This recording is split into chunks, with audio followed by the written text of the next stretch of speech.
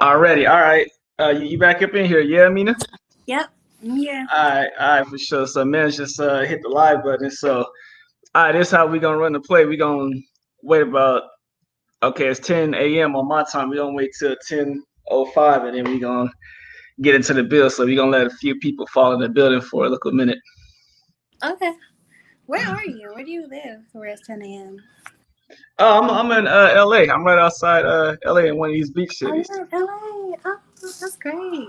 Yeah, so I'm over here 3 hours behind, but yeah, I mean, I gotta wake up a little bit earlier so I can catch y'all on the weekends, but I get it done. Still got to get that workout in. How you be doing it?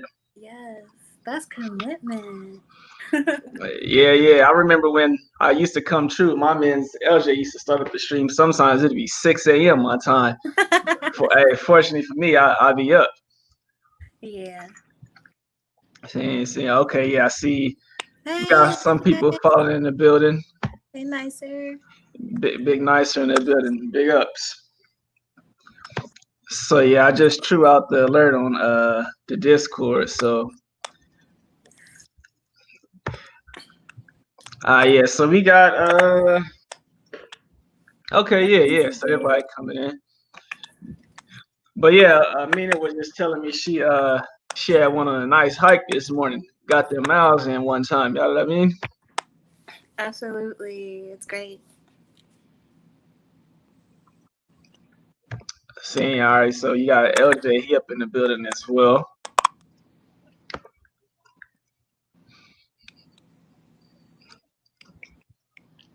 But yeah, so Amina was telling me behind the scenes just now she that sea moss be changing her life. Yeah, y'all. I bought like a bulk bag of sea moss from High Feet. It's been amazing. It's good for smoothies, face masks. I'm clearing up. And yeah, definitely. If you need some sea moss, High Feet can definitely hook you up with that. Seeing, yeah, I ate mine earlier, so yeah, I'm doing good. Got my big ting of water in here. My man's Steven. Big ups, brethren. Let me see you there. What's up? Let me see Alex fall in the building. So let me see. We got about 10 up in the building. Yeah. Okay, so we're gonna give it like 2 more minutes, then we're gonna get this thing started. Hopefully we get some more people fall up in the building one time. Switch up this Q&A Sunday for y'all. Yeah.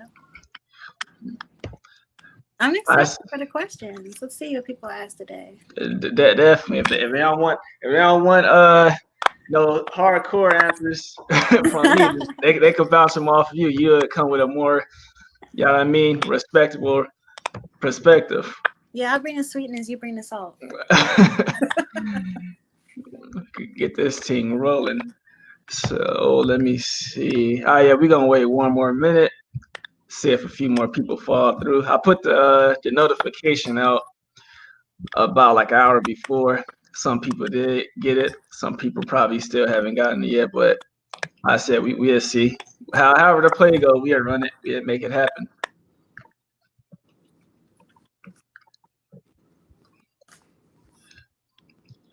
Yeah, man. This this end of the summer coming, but damn, it still be hot. I don't know about where you at. It still be hella hot over here. Oh, yeah, I'm in Jersey, so we're starting to get that beautiful combination where it's like hot and sunny, but it's also cool air. September is like Mm-hmm. the best month over here. Yeah, man, I still have to run that AC one time. All right. So let me go ahead and let me do the screen share team one time real quick.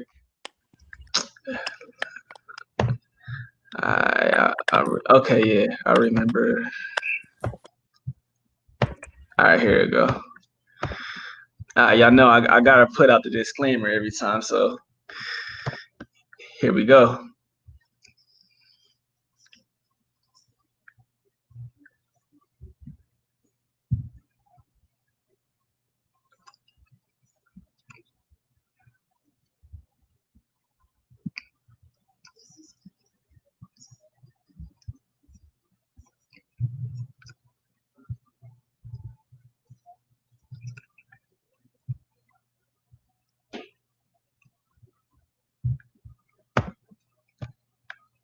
All right, let me stop the screen share. And let me add on to that. First of all, this whole live stream y'all listening to, this is all lies. This is all just for entertainment purposes. This is just me and Amina rambling, making up stories.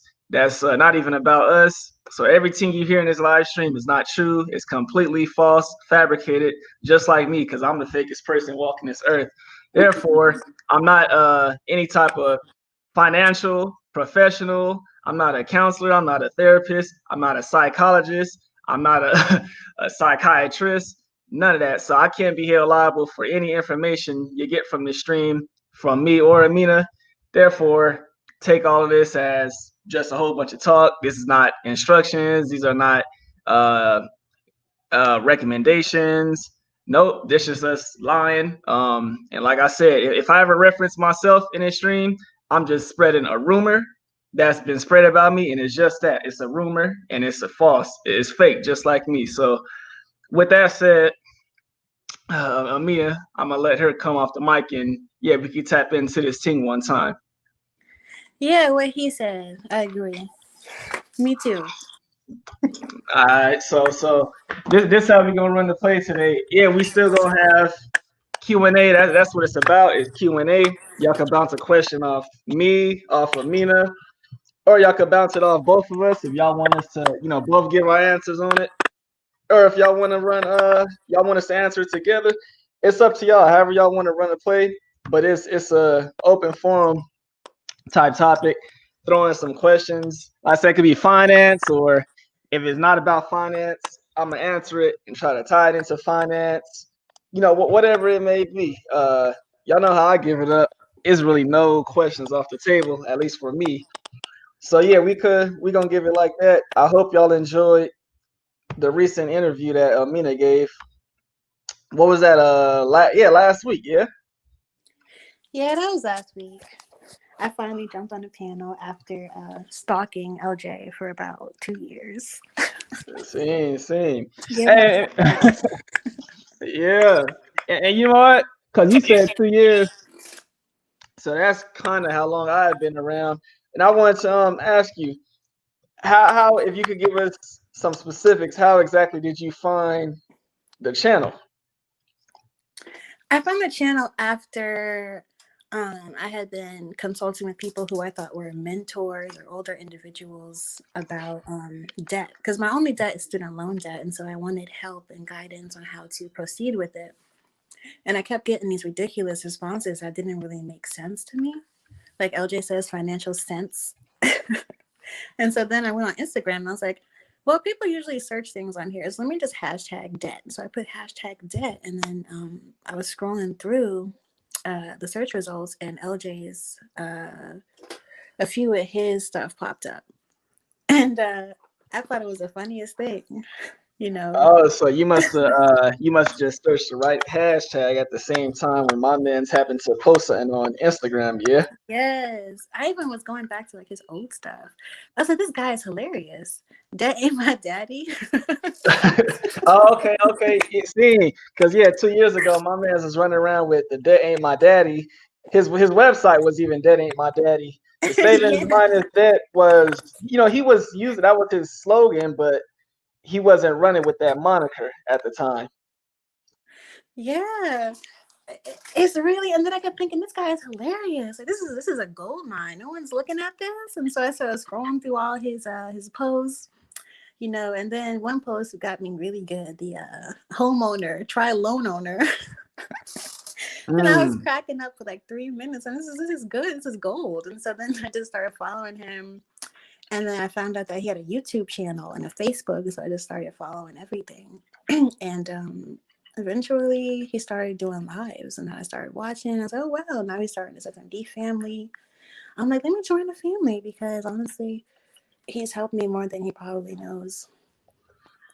Oh, okay. So you just happened to run across him at the same time that he might have posted something on IG, like a hashtag or something. Yeah. And you just gravitated to it. And instead of being offended or getting upset about it, because deep down inside it's true, but it just, had you pretty vexed. Nah, you took it the right way. Yes. What about you? How did you stumble upon LJ's channel? You said you've been around for a few years too.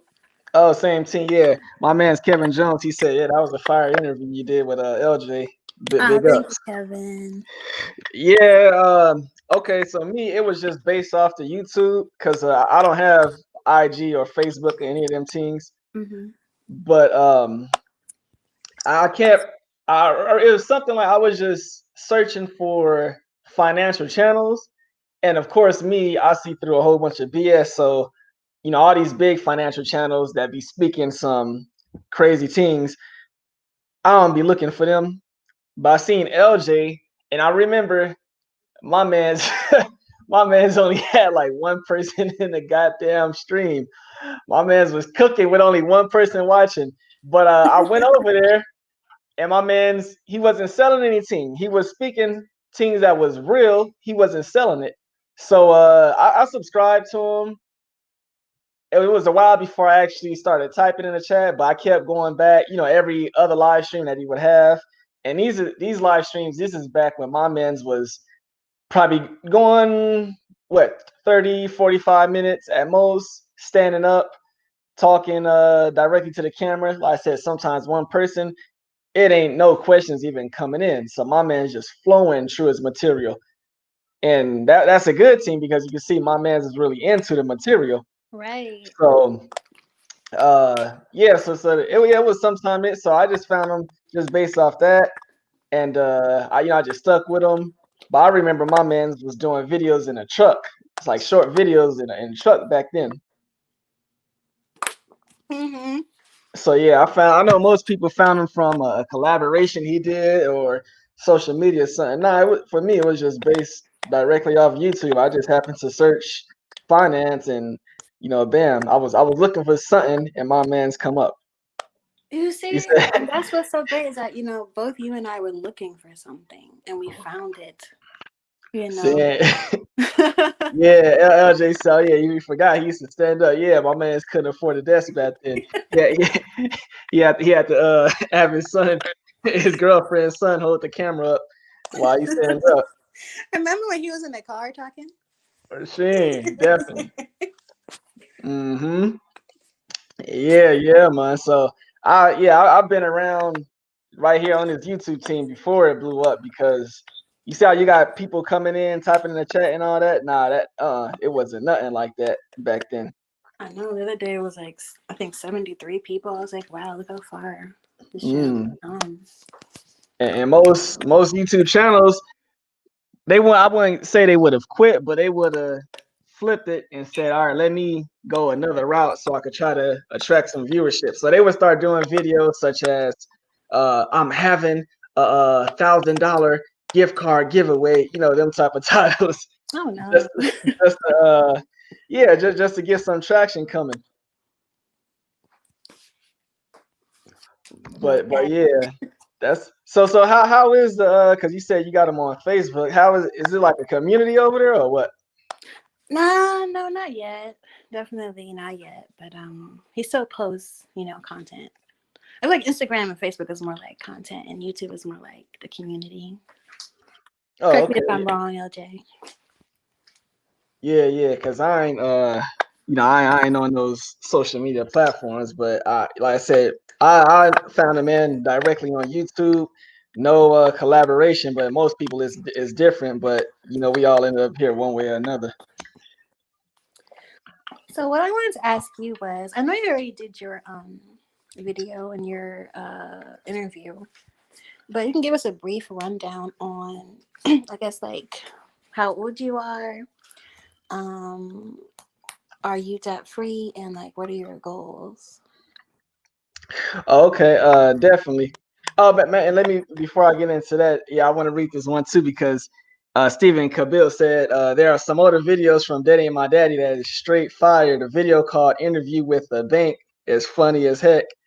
And you know what? Them older videos, it's okay.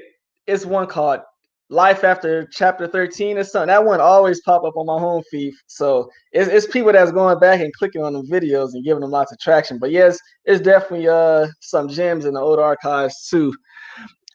But tap into your question one time. All right, so I'm 32. I've been debt free since I was probably, let's say about 27, like somewhere around that age. Now, here's the thing with me. When I was debt free, I didn't even know it. I didn't even know that was an accomplishment because um, how my situation happened. I gave some backstory, but when I was like 20, I had messed up my credit, was in a whole bunch of debt, but because of the lifestyle I was living, running the streets, when you are real, when you really running them roads like that, the lifestyle you live in, you don't do bank accounts and credit cards and all that. Everything is cash. You deal with cash. So me just living off of cash, all that like debt I had and all that, it just fell off after the 7.5 years. So now at the time, even though it falls off, I'm still in the mindset where everything is cash. So I'm not thinking about no credit. I'm thinking my credit is horrible still. So I'm not thinking about no credit scores, no reports, no none of that. So whatever time I became debt free, I didn't even know it. And if I didn't know that, then obviously I couldn't even enjoy the fact that I could say I'm debt free because I wasn't thinking about that.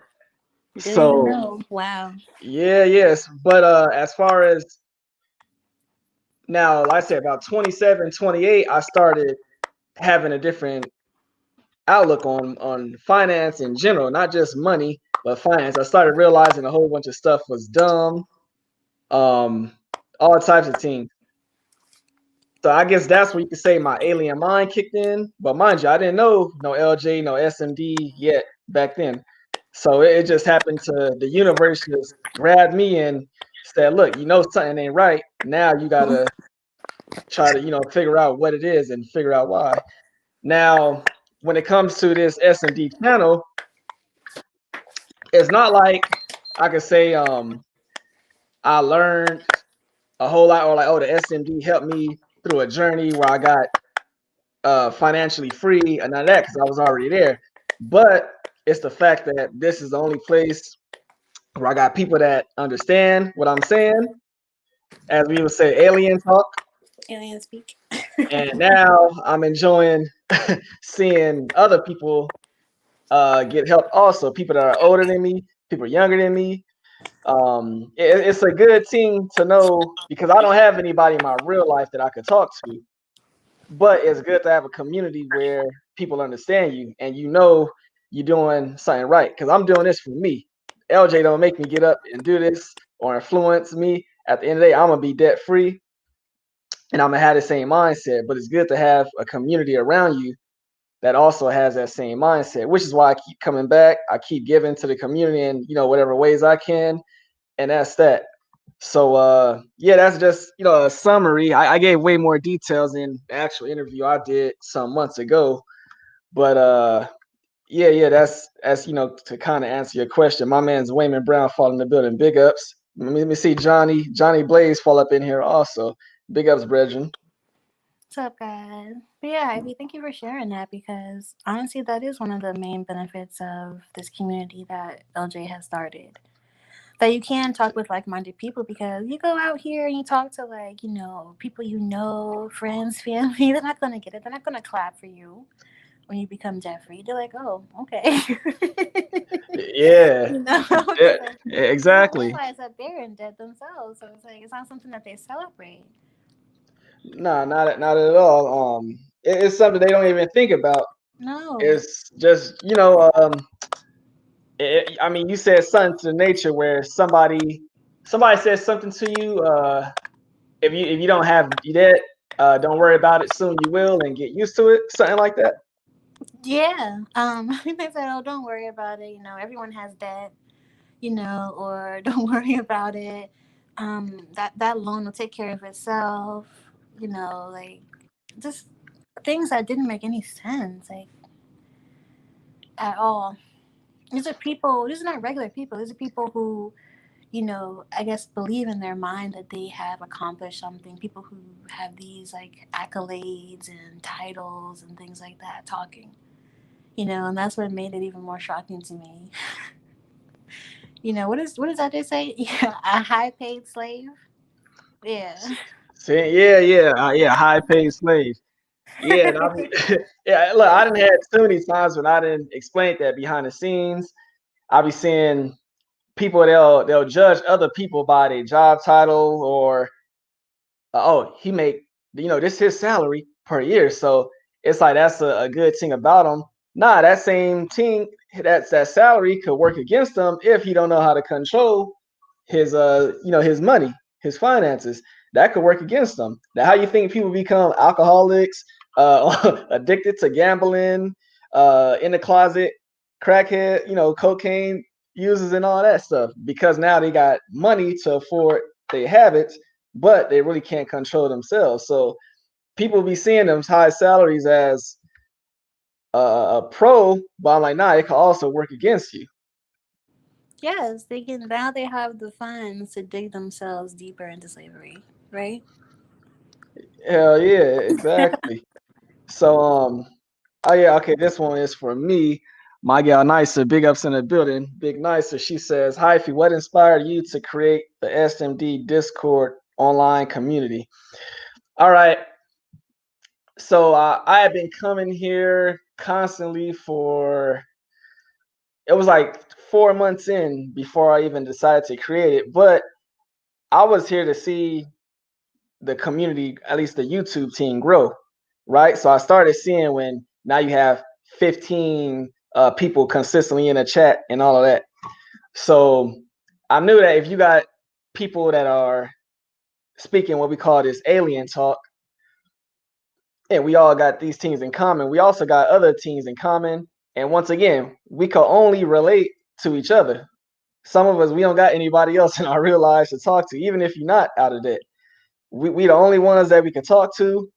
And I've seen a few people say it's kind of hard to stay on the track when you don't have other people in your life encouraging you to move forward in what you're doing. If anything, they encouraging you to further go into debt or reverse it, fall off. So I decided to create that because one, now if at any time if you need to hop on and try to chat with somebody, look, if you find yourself in a crazy situation, your mama didn't drag you to the car dealership and now she about to try to get you to co-sign over the car loan. Guess what? You might not be able to contact LJ because he ain't on stream, but yeah, now you got a whole community. You could reach out to somebody, and even if you just need them to talk you out of it or hurry up and give you some advice, that's what the Discord is for. If you got a personal life situation and you trying to figure out, you just need some guidance, and it might not be finance, but now that you've been building with us for so long, you might trust asking me what to do if somebody's trying to get you to get back in the streets. You might ask Amina what to do if somebody's trying to get you to go back in debt, or if your parents are against you moving to a certain area. Amina could probably help you with that. So it's other stuff that you could probably get some assistance with, and I just created the platform in which people could reach out and and just hey, have communications with each other. I'm gonna pass the mic to you, Amina, and tell me what how you feel about the Discord. Oh, Discord is great. Like you said, sometimes LJ is not live, and you may want to reach out to members of the family for advice or points or tips, or even just to socialize and talk. It's nice to, be around people who are like minded, because you know that, they have a level head on their shoulders. So most likely they're not going to be a bad influence on you.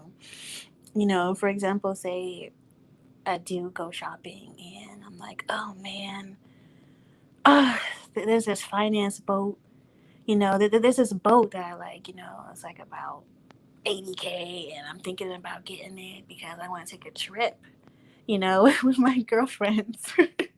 Let me see if that's a good idea, and let me ask. Or even things like that, or like budgeting tips. A lot of tips that I've received from the Discord server are great, on how to save money, on toilet paper, on toiletries, just things like that are priceless. I feel like that was a great idea. And as we get more and more people and direct them there, it'll grow even further.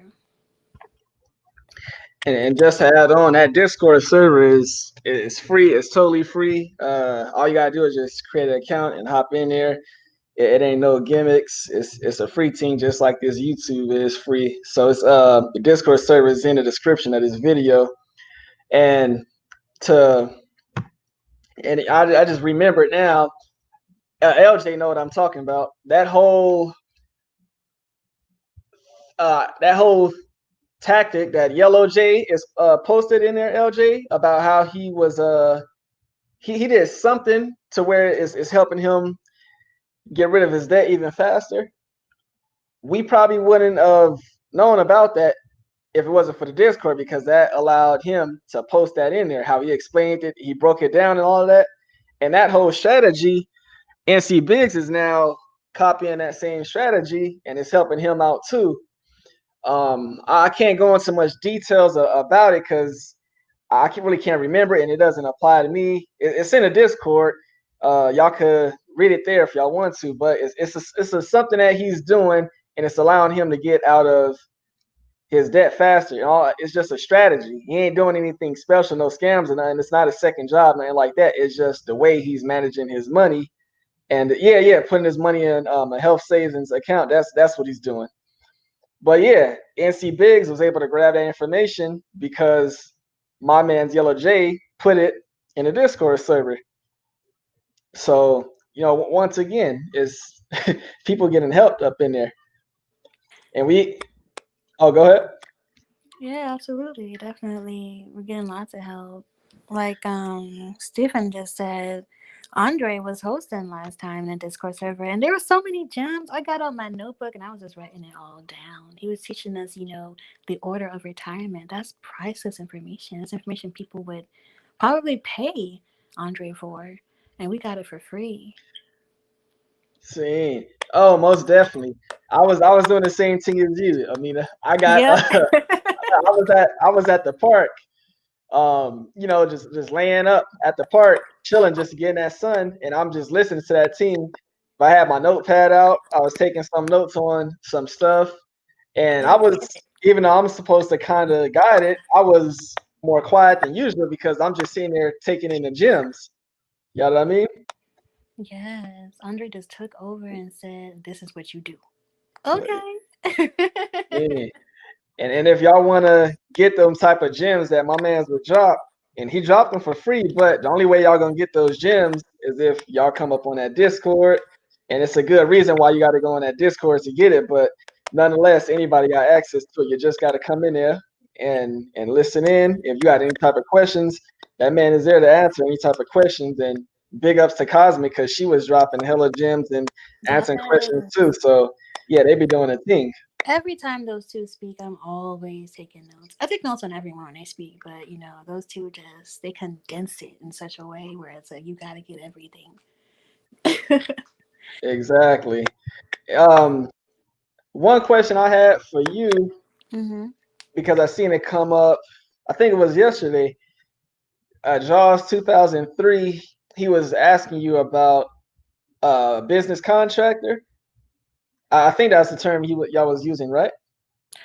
Yeah, so independent contractor. So Okay, yeah. Okay, yeah. He had a question like, what is an independent contractor or something? But I'm gonna let you go ahead and explain that now that you got the mic. So, an independent contractor is essentially a worker who agrees to, I guess, get into a contract with certain terms with either a company in order to exchange services. So, the benefits of that is that you get to get compensated for every hour that you work. There's no long term commitment. For example, say you got a 3 month contract, 6 month, 12 month contract, you get to choose that, and you get to also sometimes pick the hours that you work.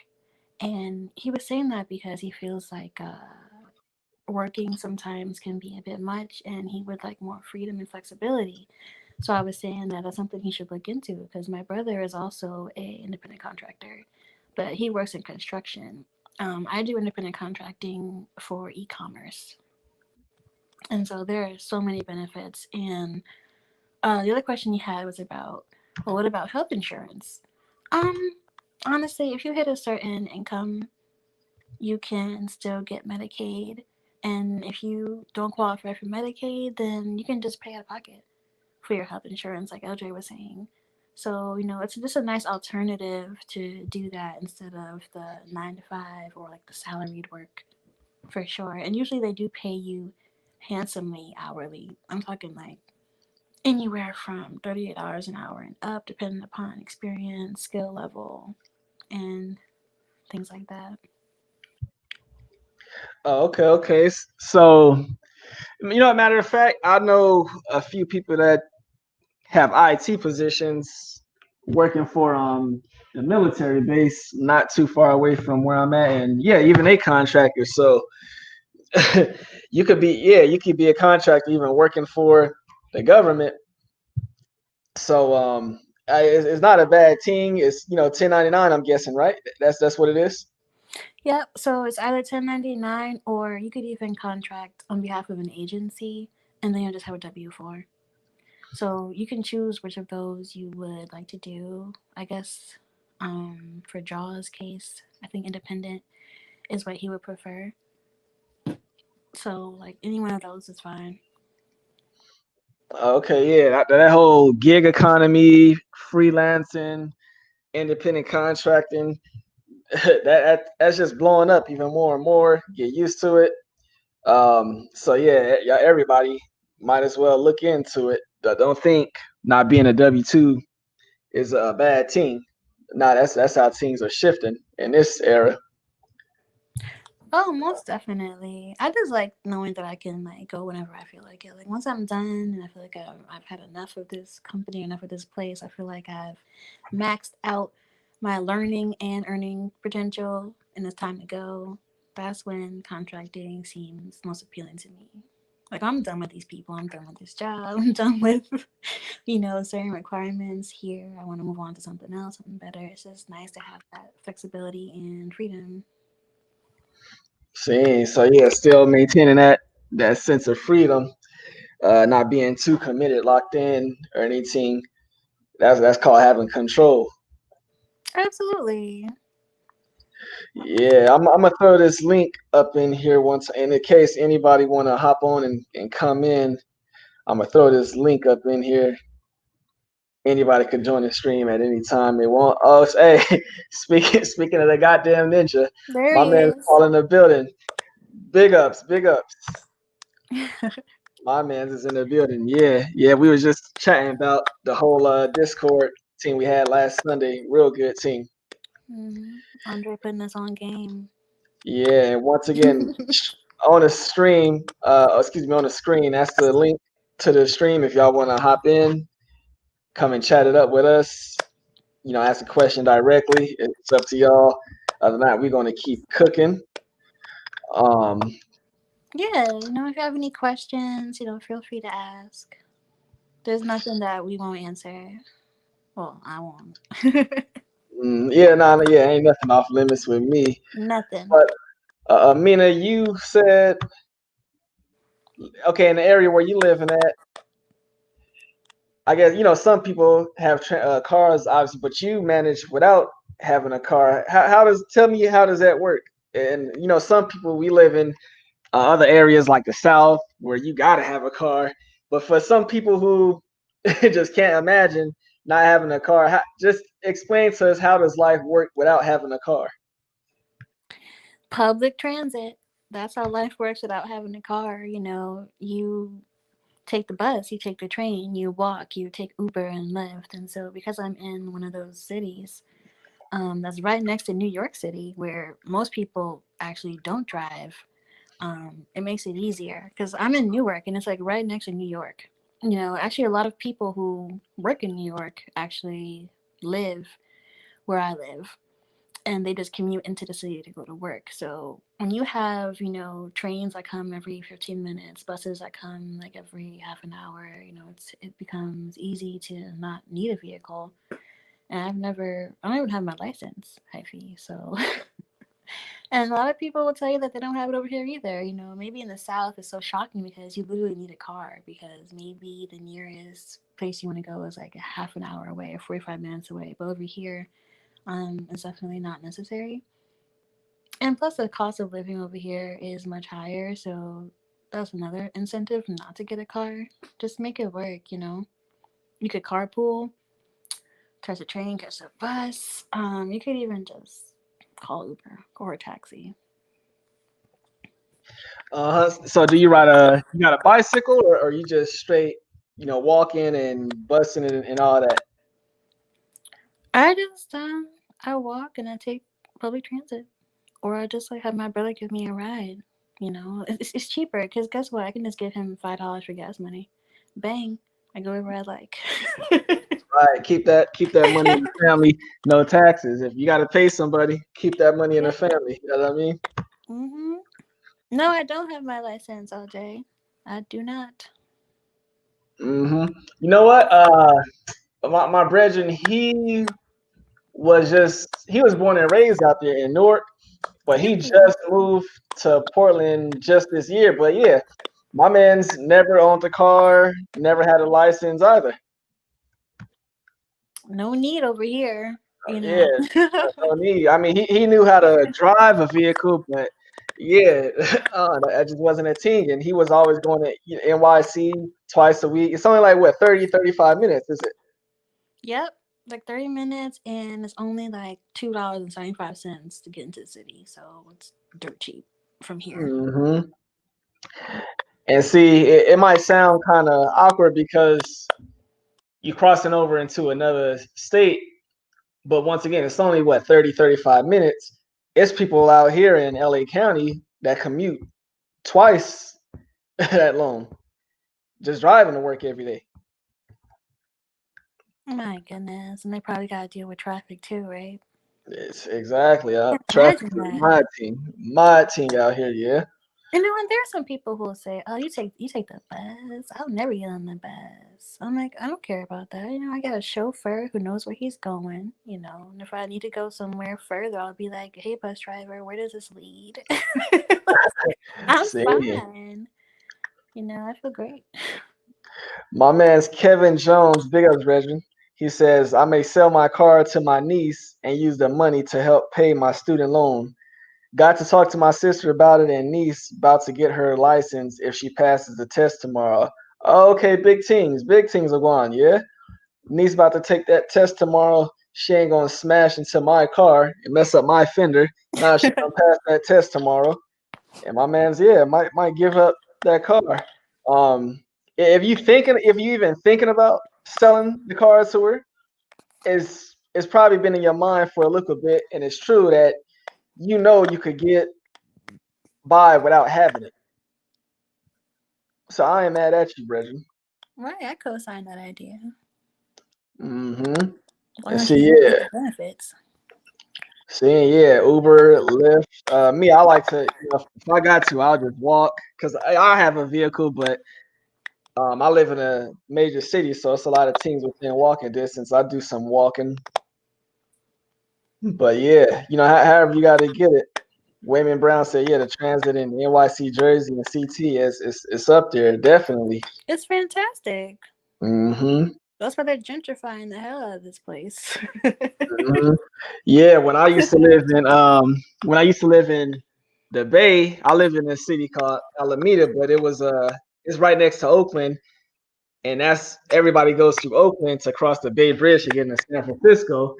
But Hmm. everybody out there, they know you take it's called the BART.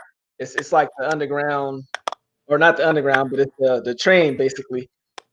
But yeah, everybody would do that because driving into San Francisco, that you could be just to get into the city, you could be in traffic for about an hour and a half just to get what 7 miles.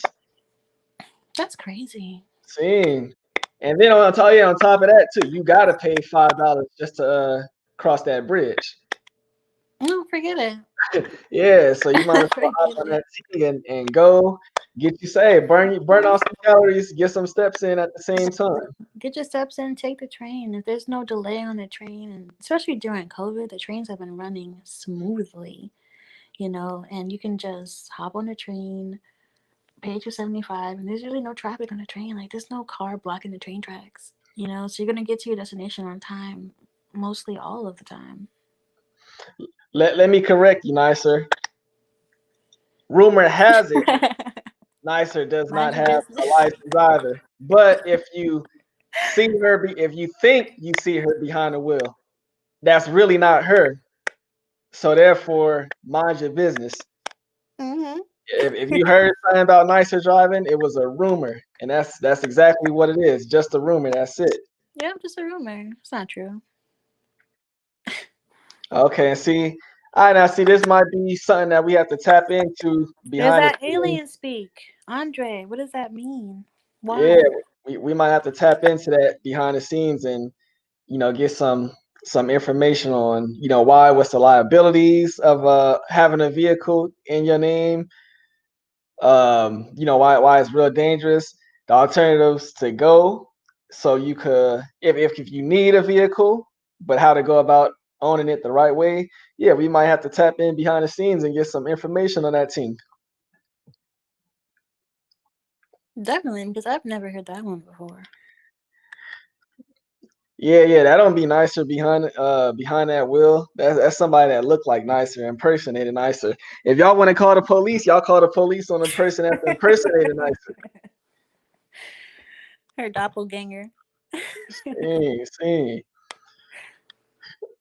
Okay, yeah, my man Raymond, he says yes, the bar. Okay, yeah, he been on it before. That's what it's called. That's just a train system basically in the Bay Area, but the BART was very well laid out. I noticed on my trip to the Bay Area years ago.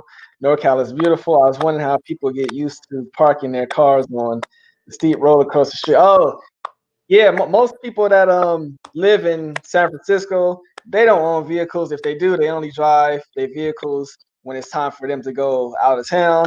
I'm guessing it's the same in NYC and other places like that because it's just way more convenient to travel by foot to get stuff done. Yeah, New Yorkers are some of the most fit people because they're always walking around. Because it's easier to just walk a few blocks to get to where you have to go than, driving or even taking a train sometimes. Yeah, exactly. So yeah, I know exactly what you're talking about. The yeah, man, the streets is real steep. Um, out there in Frisco. Yeah, man. Um, let me see what she said. You're right, Hype. Yeah, you allegedly see, yeah, Allegedly. allegations. Well, I say if you see Nicer behind the wheel, she's talking about a game that she playing. Oh yeah, we probably gonna have another one soon. Let's go. Hey, so I'm gonna shift the gears on you a little bit, and I be hearing this thing a lot about gold diggers. Now, whenever the conversation come up, it's always a woman being accused of being a gold digger. So let me ask you, are women gold diggers? Um, well, some. Some women are gold diggers, but what's wrong with looking for gold if you know it's around, right? Damn, you about to tap into my answer, my rebuttal, and I ain't even get a first verse. But yeah, I definitely agree with what you're saying, but I'm gonna flip it from the other perspective. If I'm saying men are gold diggers, then I'm saying everybody is gold diggers because men accuse women of being gold diggers. But my thing is this: it's not about just somebody being a gold digger. It's about someone finding. Okay, it's basically a person is looking for something valuable out of a spouse. I always say okay, everybody wants something out of somebody, especially in your spouse. If I didn't want, let's just say Amina, for example, if I was pursuing Amina, if Amina didn't have any value, I wouldn't be pursuing her. Exactly.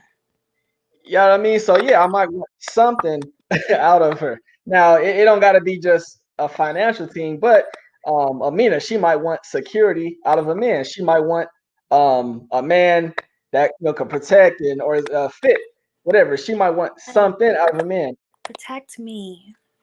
Exactly. So so when I be hearing that, like I said, it comes from the man's side most of the time. Oh, cause she a gold digger, blah blah. Everybody wants something out of somebody. If y'all watch these okay, like these animal shows, Nat Geo and the wildlife shows, what do the females want? They go after the male that's the most dominant. Why? Because they want their offspring to have the strongest genetics. They thinking about the family lineage, when they reproduce. Exactly.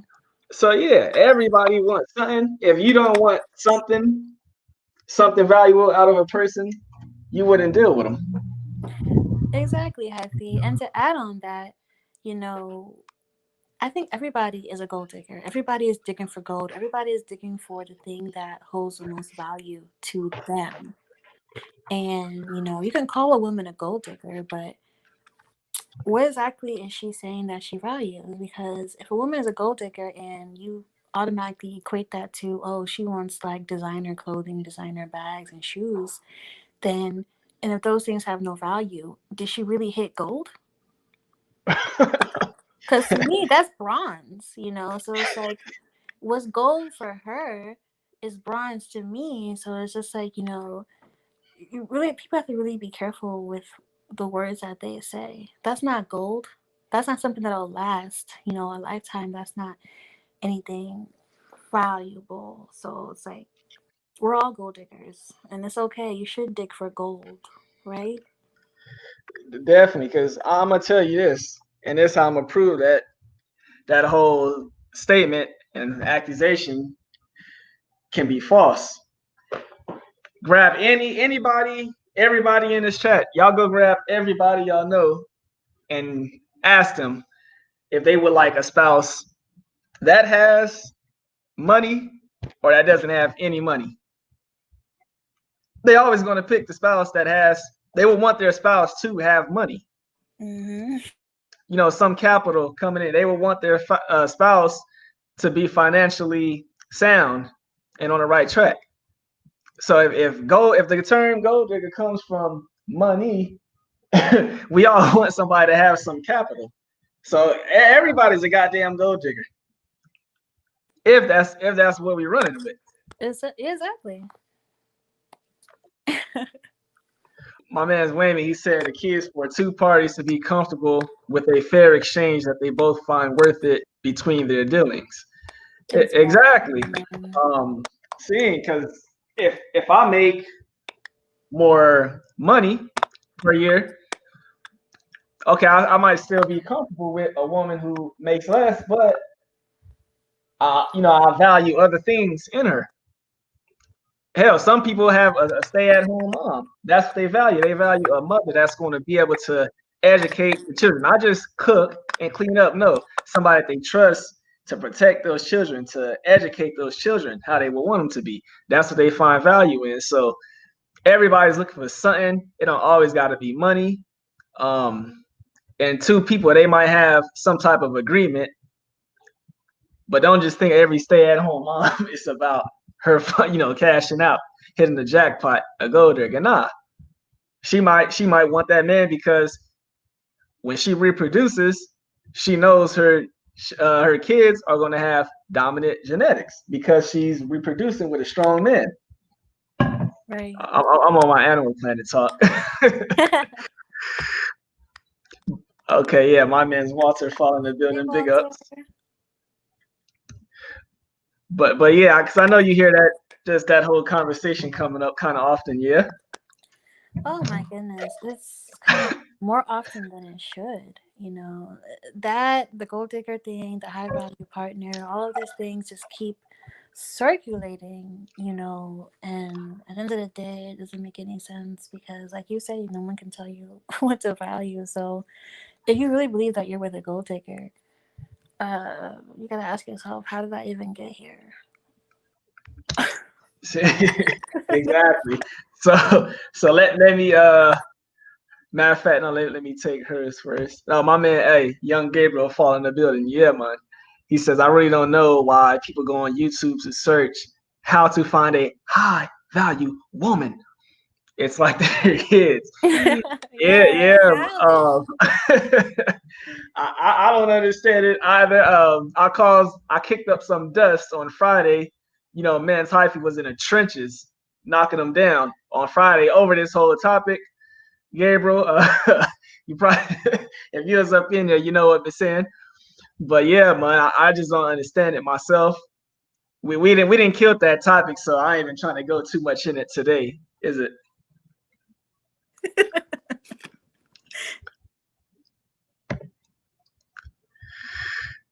But see, nicer, she says, I think there's a correlation between gold diggers and women who neglect or reject their nurturing essence. Their involvement in their respective community is non-existent.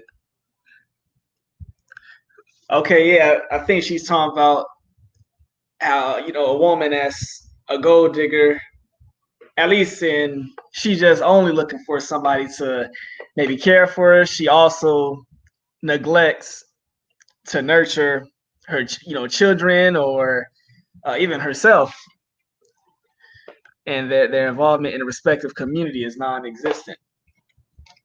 You want to tap into that one too, Mina? Yeah, I see what you're saying, nicer. Those two definitely correlate. Gold diggers and women who neglect. Exactly. If you are channeling your inner nurturer and doing things that come naturally to you, you're not going to think that something outside of yourself will add value to you. You're going to see what you value, and you're going to see what you want and you need from a partner, and you're going to find the balance. Gold diggers do appear to be lost. Now I'm gonna get to Wayman and Kevin. I see y'all comments. I'm gonna tap into them, but I'm gonna tap into this one first. Because Walter says the man is for high earning men. See, that's not all the time. Like I said, a woman, some women, what value was more valuable to them? I said it might be just the security of a man. Some women they want a man with the edge. That might mean more than a man who makes a $200,000 a year salary. Nah, what's the point of that if he always at work? Or what's the point of that if he a lame? He bored. He a goddamn lame, a nerdberg. He might be willing to, you know, reduce from that 200K salary to somebody with only a 50K salary that she could go out and have fun with on the weekend. Because it don't matter how much that salary is if she bored. You know the saying, girls just want to have fun. Yeah, a woman needs some entertainment in her life too. Yeah. Just like us men, yeah, we want to go out and have fun too. So let's not, you know, let's not confuse it. That's not the only team. That might be a plus, but it's other teams that come over that. I mean, Amina, you could tell me if there's something that's more valuable than a man's salary. Go ahead and throw something out there. Intimacy, transparency, leadership, protection, connection, healthy habits. Like, there are things that trump a man's salary, you know, and this is the problem with society. They tell you, oh, you're a man, earn a decent living, be ambitious, be chivalrous, be generous, be intelligent and attractive. And then you can go get every woman you want. Wrong. Because the woman that's attracted to that and that alone, you're not going to like her. You know, because it's like, that's all she sees you as. Right. We all got that cousin who he bounce around from a different woman every 3 months. He don't work, don't got a car, but he always got a woman. He always find a woman. So I mean, how we gonna explain that? He ain't bringing home no paycheck, but he making up in other areas, and all the women is attracted to him. What are these areas that he's making up in hyphy? Hey, like I said, she could come home and she just want to have fun. If look, that man, he might say, look, we about to go rollerblading. Look, let's just go to the park. Let's go rollerblading. We could go on a walk, a hike. The things that a high earner might not be able to do. Why? Because when he get home, he opening up that laptop and he focusing on that work. So that person could be missing them things. This woman not having no fun. That's if you hear about situations sometimes where you hear a woman, she cheated on this man that all her friends felt was the perfect man because he was very quote unquote successful, and then she ended up cheating on him with Marcus down the street who got the Cadillac that need a fuel pump, and it ain't been driving in 4 months, and all he do is play NBA 2K. That's how you get these damn situations. It was the fun, like you said, the intimacy. It could be multiple things, but I'm going to give y'all an example. Floyd Mayweather. This is a man who y'all would say has a lot of wealth, a lot of money. All right. Y'all know the type of money he's generated from his types of fights. That man has made over $1 billion just in boxing alone. The one thing that man still to this day has not been able to secure is what? A woman. He didn't have a whole bunch of women come his way, but they all leave his ass. So a man with all that money, the one thing he still cannot secure is a woman. He still ain't been able to find a woman that could just love him for who he is. All that money. That's a shame, and honestly, who knows if he even wants one. Yeah, no, he don't leave the women. The women be leaving him. Going to date Nelly, CJ, the basketball players and stuff. He getting way more money than these kids. But at the end of the day, they not staying with him. So all that money is still not enough. There's one thing you can't replace. He can't get it. The love of a woman to love him for who he is. Nope, he don't got it. Does he even know how to get it though? I mean, I've been seeing this going on for over a decade. It's a whole bunch of women that came and went. So it's something that's not there. The money is there, we know that, but that's not enough. It ain't just one woman. It's plenty of women that came and went. What would be enough for you in a relationship? Enough out of a woman. I can never say enough because me, I always be having a desire for more, but you got to be able to control that. But I would say the same thing. Somebody that you can have fun with. It don't matter how good the sex is. At the end of the day, if that's all it's about, eventually it's going to get boring. Somebody who don't have a personality, not going out having fun, and it's not going to, it's not even going on these vacations, fancy restaurants. Nah, man's like me. I like to get out. I like to go hiking. I like to go to the park. I like to go, doing things outdoors. Go to a national forest and stuff like that. These are things you can do that's free. So those are some of my interests. So it's not all about the money. Those things I just listed, you don't need much money to even go do. Yeah, some of the things that people value are actually priceless, if not most. See, now I could deal with it, but for me, I don't like a woman with makeup. It's just really not my thing. Now I could still deal with a woman that has, that loves to do those things, get dressed up, whatever. I could deal with it, but it's not like that's my preference. Mm-hmm. Whereas the next man, that might be the team. He want his woman to look the best, and he even helped. He borrowed them purses and all that stuff. That might be his team. It's just not for me. Okay, I have a question for you. Oh, okay. Let me tap this one real quick. Okay.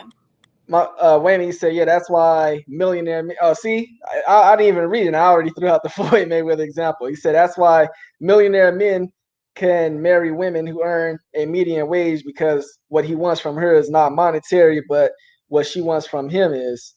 they both can get what they want. Yeah, that's true too.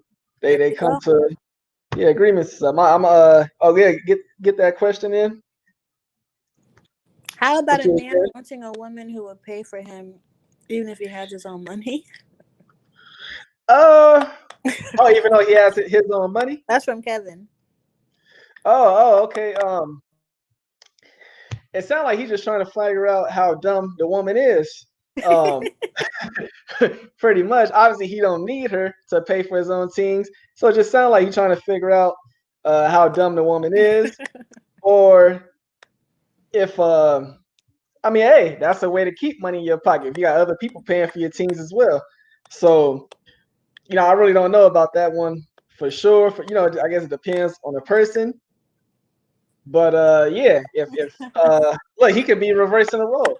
If he see a woman that's coming along and she is sucking and she's trying to impress him with her money, and she want to take him out on a date, for him, this might just be a good a meal at this restaurant he wants to go to, but he just didn't feel like paying for it.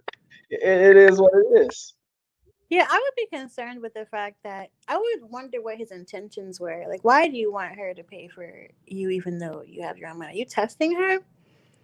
Is that just something that you normally require from a woman? It depends on what his motive is. If his motive is just to be cheap, then goodbye. That's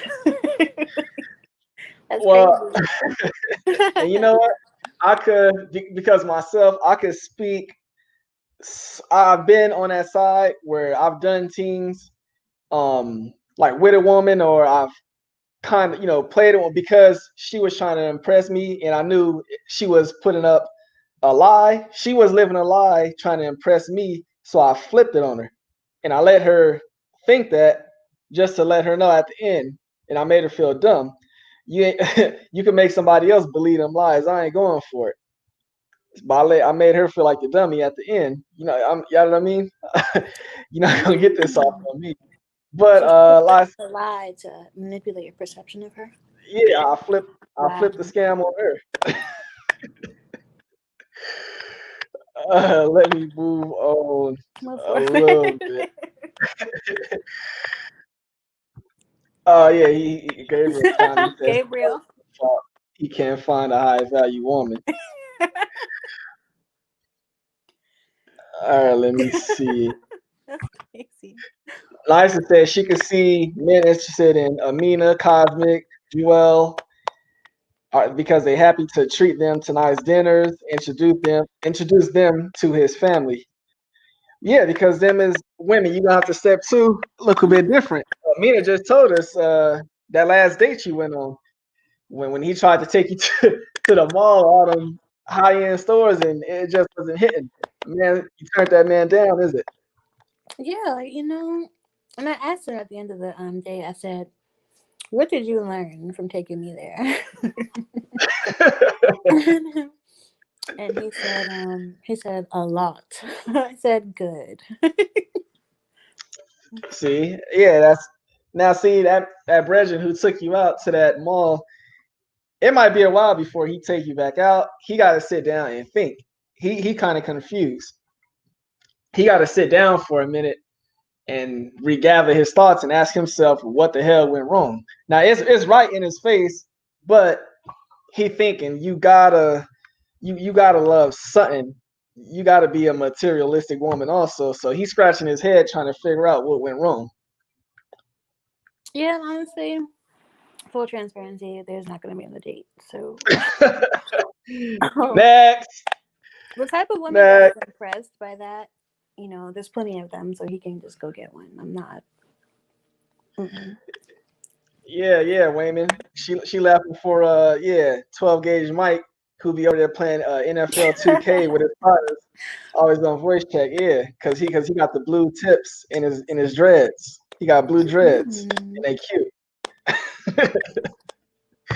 He's Uh, fun. Hey, Mike. well, all right. Walter said, "Have you heard Kevin Samuel's show? Have you heard the FB memes? No peso, no say so. 50-50, 50% submission. All those women call in and want to be stay-at-home wives with a lower upper class lifestyle. All right. First, nah, I haven't heard that man's show, and I let it be known I never would want to hear his show. Um, I just don't got those types of problems. And if I ran across some type of women, I know how to deal with them without some Kevin Samuel advice. But he said 50-50, 50% submission. Well, once again, that's not a standard rule. That's probably Kevin Samuel's rule. 50-50. Once again, that's not true. A woman, she might pick up the kids from school. He might take the kids to school, or he might work and she just a stay-at-home mom. But that's what that man wanted. So it's not no just rule that's just split down the middle. It's two people could get together and they will have some understandings, some differences. You don't know, but it's just not no standard rule. Exactly. I feel like you couldn't have said it better. Those my bad, go on. And honestly, Walter, a lot of these women who call in and say they want to be stay-at-home wives, it's like, what are they really saying? You're saying that you just don't want to work, you don't like being in the workforce, and there are ways which you could not have to work.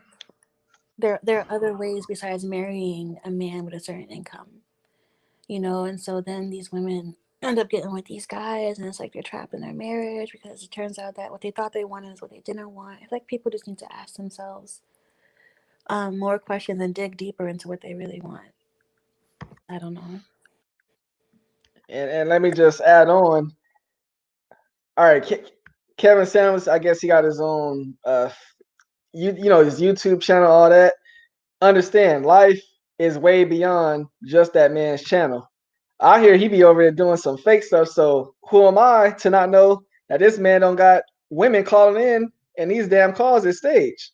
I don't know that. But what I am telling you is life is way beyond that man's YouTube channel.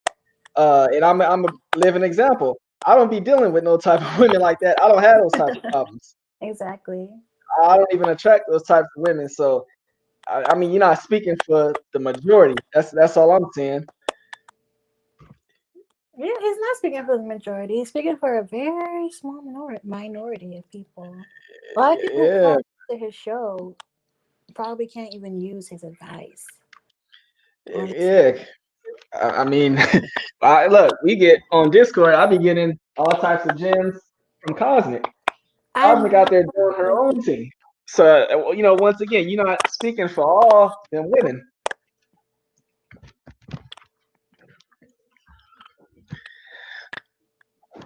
You were saying something, Amina? No. Cosmic definitely. She should jump on one of these days. She definitely drops out some gems here and there, for sure. Hey, Gabriel said, I got the PhD and you the doctor, and we both dropping some knowledge. Hello, Big up, Gabriel. paging Dr. Amina. Hey, one more time, y'all make sure y'all smash the like button. Yes, hit We that like definitely button. appreciate that. Oh yeah, this was Walter continuing. He said Applebee's isn't fine dining. I've seen a meme like that. They're letting you know they demand Ruth's Chris. They won't be a feminine cooperative partner without you paying all of this. All right. That's a lot right Unfortunately, there. now, unfortunately, now this is why you got 18-year-old girls asking you to hand over that pizza in exchange for some type of services. If those are the only type of women that you come to buy, then once again, your life experience is limited, and then you got to ask yourself, why is it you only attracting those types of women? Mhm. Because once again, I'm telling you, I don't deal with that type of stuff. Why? Because a woman like that knows not to approach me. Because I've been and flipped the whole script on her. If that's how they really want to play it, but no, I don't attract those types of women. Um, I don't know if all your experience comes just from this one man show. I don't know, where you be getting your knowledge from, but I would just say maybe you need to change your location, a change of scene or something. I don't know if you want to add on to that, Amina. I see what you're saying, Walter. A lot of young women do have this mindset. It's ridiculous. Oh, 2 for 20 at Applebee's. I'm better than that. How dare he invite me out there? I get it. It's like, why is she looking to be impressed? Doesn't she want to know you and who you are? Isn't that why she agreed to the date?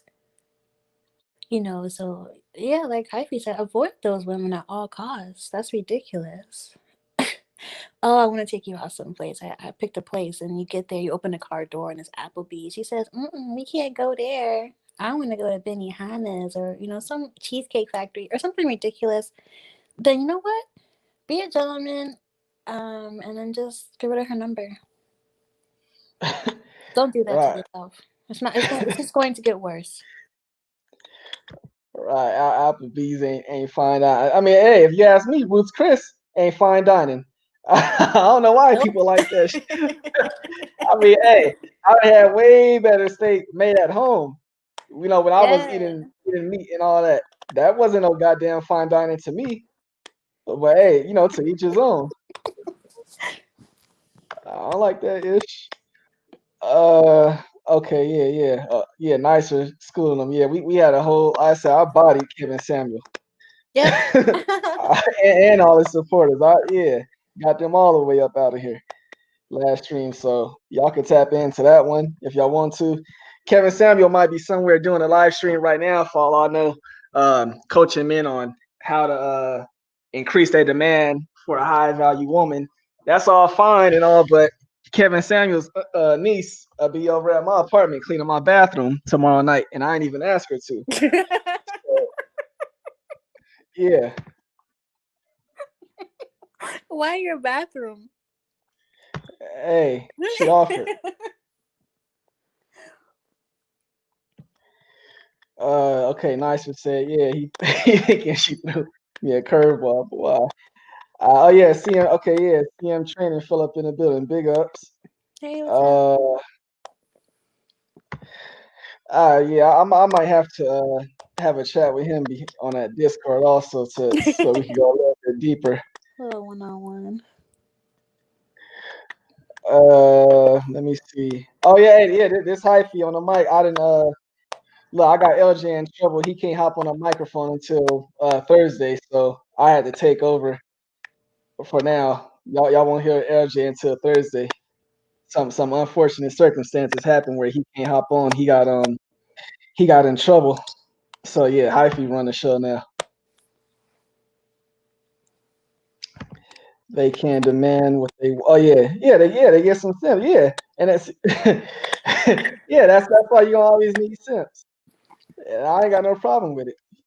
Y'all filter out the ones that's not for me. If a girl don't smoke, see my man's Michael Rambo got his own, his own standards. It's And a see, no-go. yeah, and he might provide the ganja. He just want a girl who participate. And ain't nothing wrong with that. That's his thing. Big us, Michael Rambo. Yeah, yeah. Oh, all right, he talking to You're providing the ganja too, Mike? Okay. yeah, my man doing his thing. That's a high value man right there. Hey, so what? High value. Hey, LJ. Now tell me if I'm tripping, but it seemed like, man, you get up on this mic, it get hot. I keep getting up, turning down the goddamn AC even lower and lower. It just keep getting hotter and hotter. I'm drinking up all the damn water. God damn. My man's be going through it on the microphone. All right, let me see where we at in this chat. Okay, so yeah, I know another one I wanted to throw at you.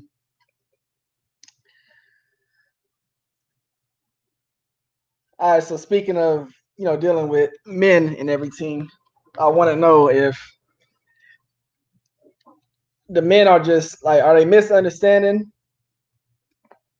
and what causes a man to try to do all these things or be so materialistic with you, and what are they not understanding? First of all, I think what's causing it is just miseducation and assumptions that all women are the same. No matter how many times somebody says all women are the same, all these women are X, Y, and Z. That's not true. Everyone is an individual. Now, there is certain things that the majority of women do have in common, absolutely, but everyone is unique. And so, what these men don't understand is that if you're looking for a good time, you're looking for some like a hookup or a one night stand, you know where to go for that. There are certain women you can approach for that, certain women you cannot approach for that. You're looking for a woman who is looking for a sugar daddy, you know where to go for that. But if you're looking for somebody to be your partner, you have to bring a certain perspective to the table. You have to know who you are, and you have to be willing to know who your partner is, who the woman in front of you is. And a lot of these men are just throwing money. I don't care about that. Like, if for me, I date with the intentions of, okay, I'm taking this seriously. Somebody I want to spend my life with. I'm just like, I don't even get to know you, and you don't care to know me, so we're not getting anywhere. So, you know, it doesn't make any sense why that's not understood. But I don't know if it's like a disconnect, or nobody taught them that, or they're distracted, or they haven't given it much thought. I'm just not sure. What do you think could be causing them to be misunderstanding? Uh, all right. Well, and I'm a kind of give some more advice, especially to Walter, but misunderstanding about the whole materialistic thing. First of all, they letting somebody else tell them what's hot and what's not. You letting somebody else tell you, once again, Ruth's Chris is what is the standard of what women want. You letting somebody else tell you that. All right. Second of all, me, I got a whole different approach. Now I know even if I do got it or not, I'm not gonna reveal if I could afford to take a woman to Ruth's Chris. If I can, she'll find out when I take her there. Other than that, you won't find out. But I don't go out of my way and try to do anything above my means. No, I don't go borrow my mama car and take a woman out on the first street dates with my mama car, and then I go buy a goddamn jacket and I keep the receipt on it and I take it back. Nah, I don't do all of that. Why? Because now I'm faking it. So if I do that, I'm giving her a reason to be a gold digger. Why? Because I'm trying to look like something that I'm not. You know what I mean? So if she is a gold digger and she expecting all of this stuff, then guess what? I'm even more fake than her because I gave her a reason to expect all of that. No, be yourself. Don't try to put up some type of image that's really not you if you know you can't keep up with it, because then you're going to find yourself trying to keep up with this image and you're going broke to do so. That is it right there, Hyphy. I think you hit the nail on the head. Putting on a So front, putting up this false image of yourself that you can't even maintain. yeah, man. So look, if I'm in traffic and I try to do my thing, get the number, and she turned me down because man's driving an older truck. Hey, that wasn't meant for me. That's what it's gonna be. Hey, thanks for saving me the hassle. Thank you. Bye. Hey, Gabriel, I can already tell by everything that everybody else be saying about that man. I just know his game and mine is totally different. Um, that man, he got his own system. He do what he do. I just know he can't teach me anything. All the women he could bag, I could bag them and more. That's all I'm gonna say about that, man. All right, hold on. Big Mike Rumble come true with the super chat. Hey, see, Thank Mike you, Mike. Rambo, my man, he said that's on the set. Yeah. Mike My said he man got said, 5 on it. Yeah, man. Anybody could. Yeah. Mike doing his thing. He got his own 5. He don't need the woman to have 5 on it. He got that covered. My man's Kevin Jones said, I believe the misunderstanding is due to terrible dating advice out here, hyphy. It's correct. People need to know who they are first and what they want. Exactly. Yeah, man. Yeah, man. Big team. People are being lied to and given the worst advice possible. They never ask themselves, why would I follow this? Why should I follow this? Yeah, man. And see, I'm gonna be hella repetitive, but I always say that. I tell everybody, work on yourself.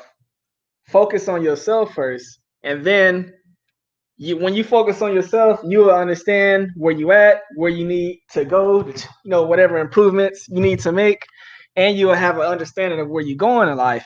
So therefore, don't pick a partner and try to have them fit into your life. No, you pick a partner that's going to fit. That's going to work into the life according to where you're going. And if you just focus on yourself, that right partner will come to you. Exactly. Yeah, Walter, if you want to hop on, you could come in if you know what I mean. You want to have a little bit more dialogue, or chat about something else. It's up for everybody. Y'all can come up in here, get this work. Yeah, get in here. Yeah, man. Find yourself first, and the right woman will see you. Exactly. Yeah. So, Amina, have your values changed since your mindset has changed, just about your finances in general? You got, even though you're not out of debt yet, you got your finances under control. You're working towards bettering your financial situation. Have your values changed during that process? I feel like my core values have always been the same. I just never gave them any consideration because I was so distracted. I was distracted by working, distracted by, toxic friendships and relationships. Like, once you remove all of these distractions and get yourself out of survival mode, you can actually focus on what you really value, what you really want. Because all I did was write it down. What do I really want? What do I need? And I had to ask myself that question, and it came easily because there was nothing there to distract me or manipulate me or, I guess, lie to me. Oh, okay. Oh, Big Mike Rambo coming again, dropping more P. He said, "Yeah, here go $10 for LJ." He giving LJ a 10, so LJ could buy some more razors to shave No, the we bald still need head. you to do your interview, Mike. Nah, hey, Mike paid LJ off where he don't even got to do an interview no more. That's his team, yeah. Big Mike, yeah, man. Nicer said, dating in the '90s is way different than the social media age. Same, I definitely agree. Look, it was way different because you had to get out there and actually go get it. Mhm. All this online dating advice, coaching, alpha male coaching. No, you didn't have that. Notice even these women hating groups, undercover Batty boys like MGTOW Oh group and no. SYSBM, they didn't come around until the internet age. That's a whole bunch of men all bitter, ganging up together so they could pat each other on the back and make each other all feel good because they can't get a woman or at least satisfy her. So yeah, man, Mike Nicer is right. Things definitely changed in the '90s. You had to go get a woman.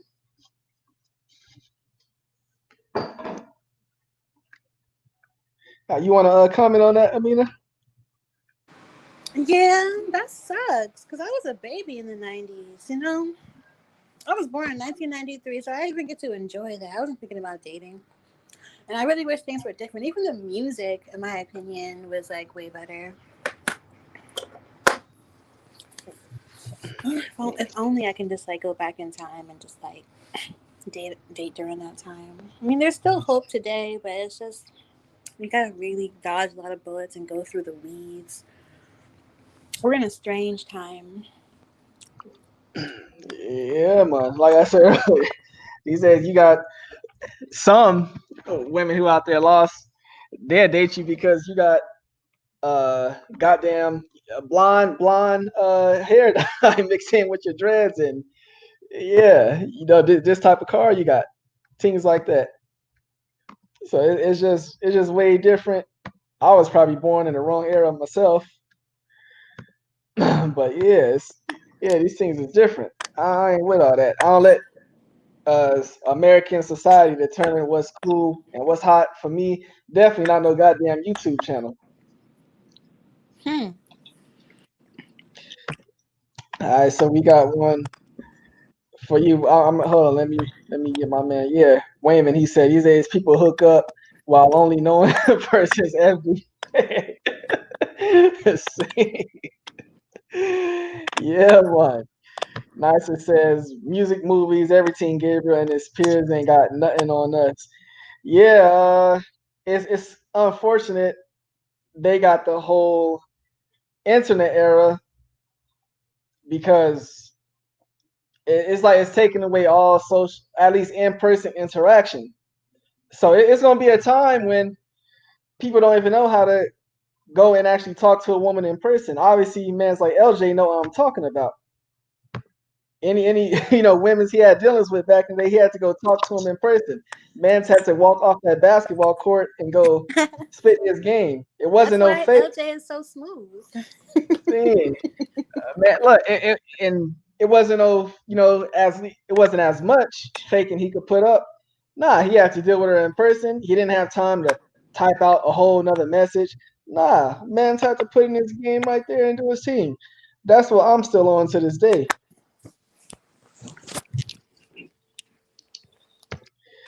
Kevin said, "Okay, yeah, this one's for you, Amina. Okay. In general, is dating harder for women or men, or does it not matter?" Um, that's a great question. Is it harder for women or men? Wow. I would definitely say that because society puts pressure on women to, I guess, be married by a certain age, it can make it a little more challenging for women because we have like this time limit, So it's like we're seen as in our prime, like in our 20s, early 30s, and men, whereas they can date at any age and get women of any age bracket. But I think that's the only thing that makes it a little bit more challenging. Other than that, it's the same thing on both sides. Both sides have to do their homework because if you don't, you're gonna end up, dating someone or even worse, married to someone who doesn't suit you, and both people stand to lose in that situation.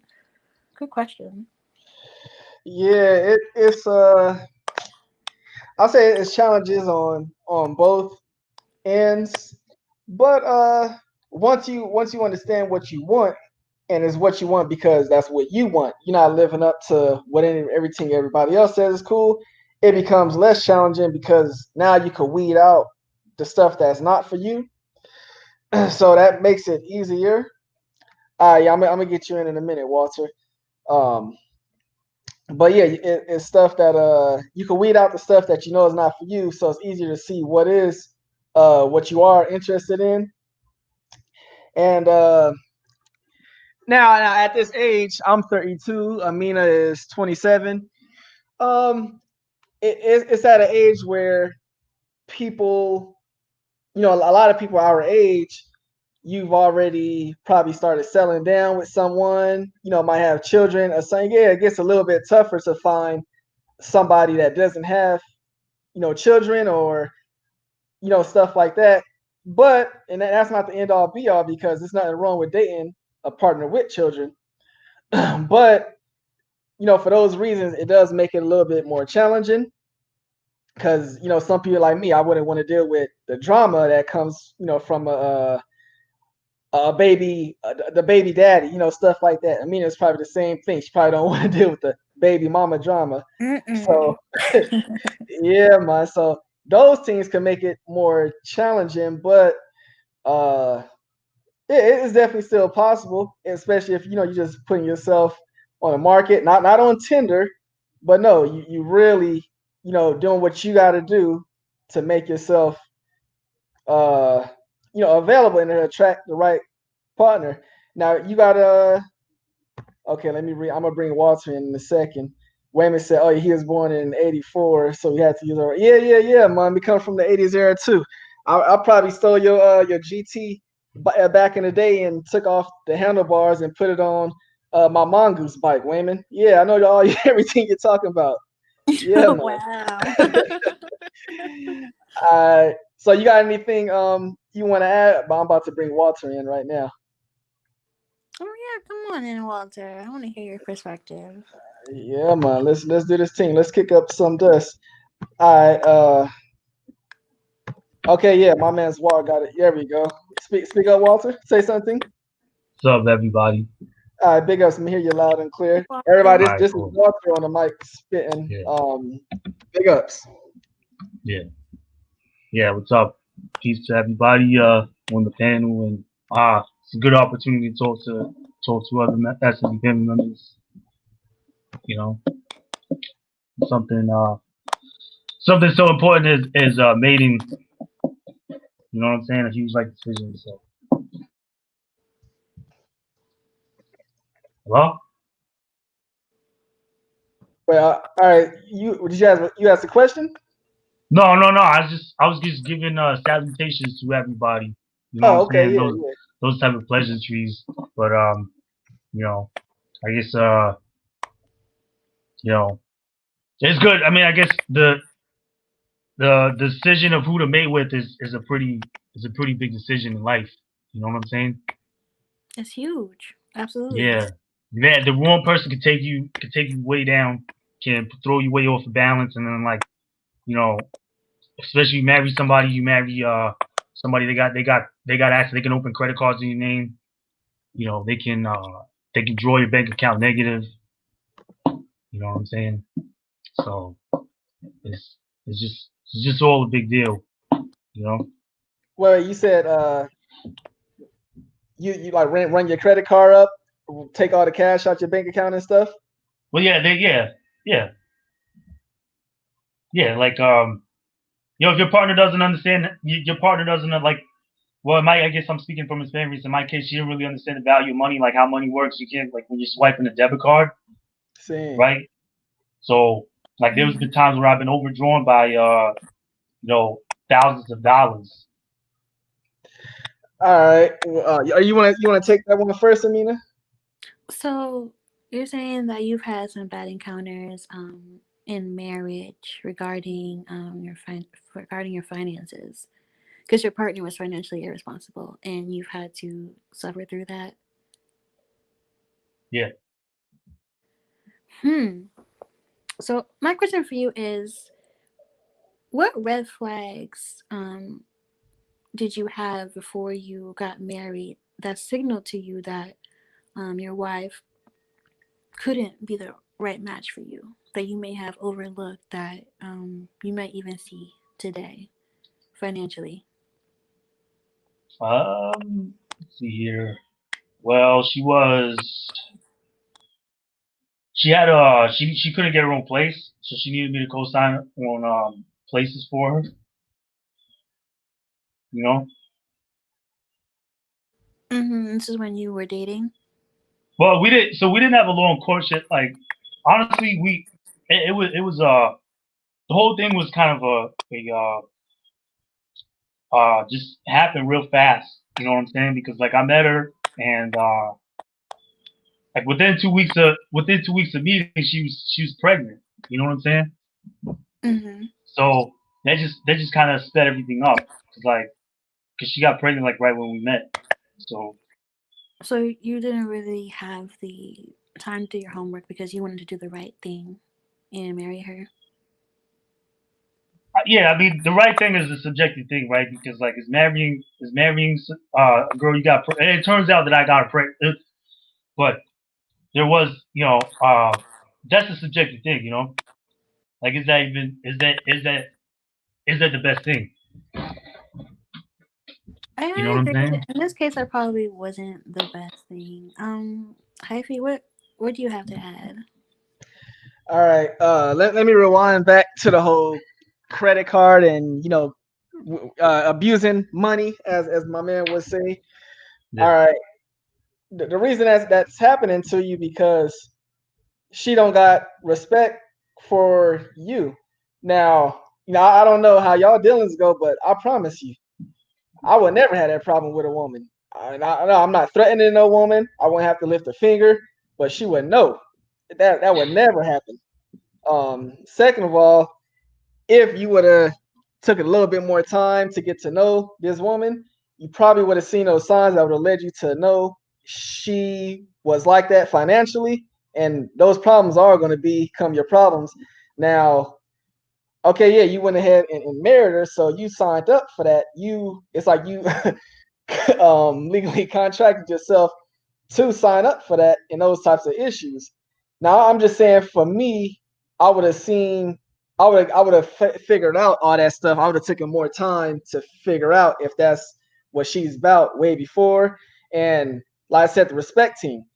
If she did it more than once, even though if you were angry about it, you let her know you was disappointed about it and all that, she don't got no respect for you if she did it again. And that's just something that, well, you just got to man up. And you got to put it down. Yeah, she want to spend the money. Your will to hold on to that got to be strong, and she got to know. She got to respect you. So I think that's just what you was missing in that situation right there. But I'm gonna let you continue on because it's more to that situation. So you said okay, about 2 weeks after meeting, she gets pregnant, and you decide to try to. She tells me she's pregnant. Oh, okay. So she tells you she's pregnant, so you Yeah, decide to try to do the family Yeah. team, which is have a family all under one roof, I'm guessing. Yeah. Well, she told me, and then and then we weren't sure. She wasn't sure if it was my kid or if it was somebody else, or two other people. But because like I use a condom, so so there was some uncertainty there. But yeah, I mean, we married. I think we might married like 5-6 months later, and because we were already living together, we were already doing everything, like pretty much as as married. You know what I'm saying? So so I figured, okay, why not? Why not give all the kids benefits, like my military benefits? You know what I'm saying? And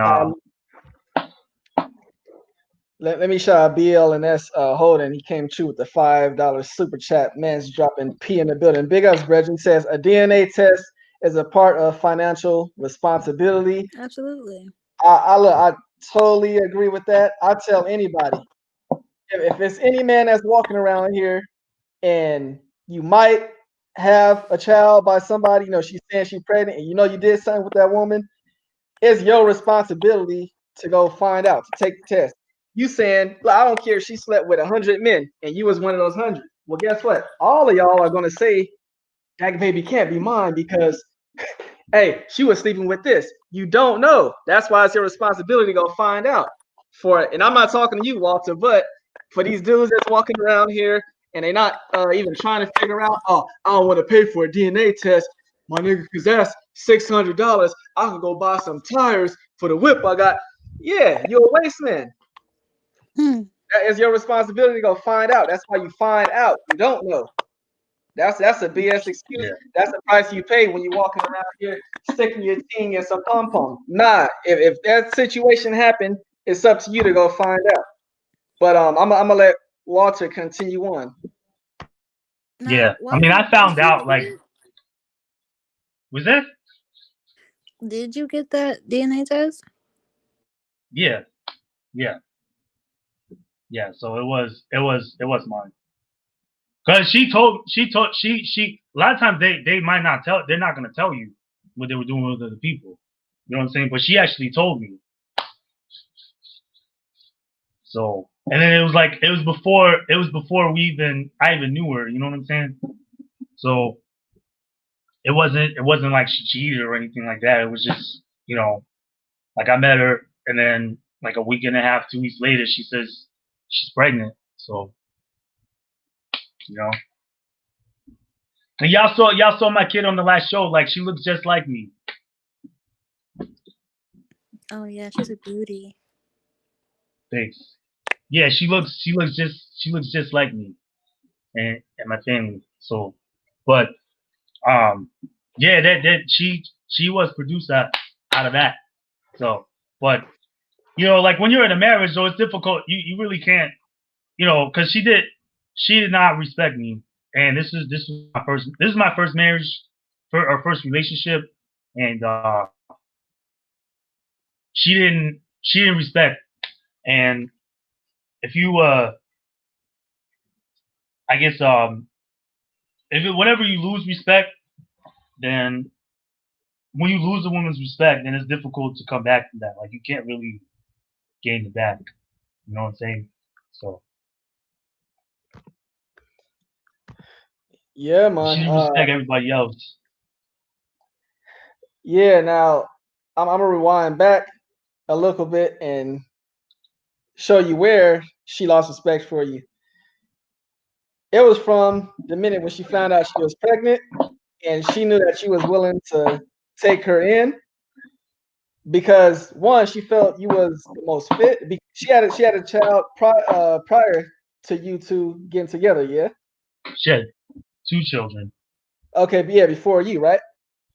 Yeah, she had 2 children prior to me. Yeah. Okay. So yeah, this is a situation where she looked at you as you were the most fit to be, a father to not only the child you two might have, but the other two as well.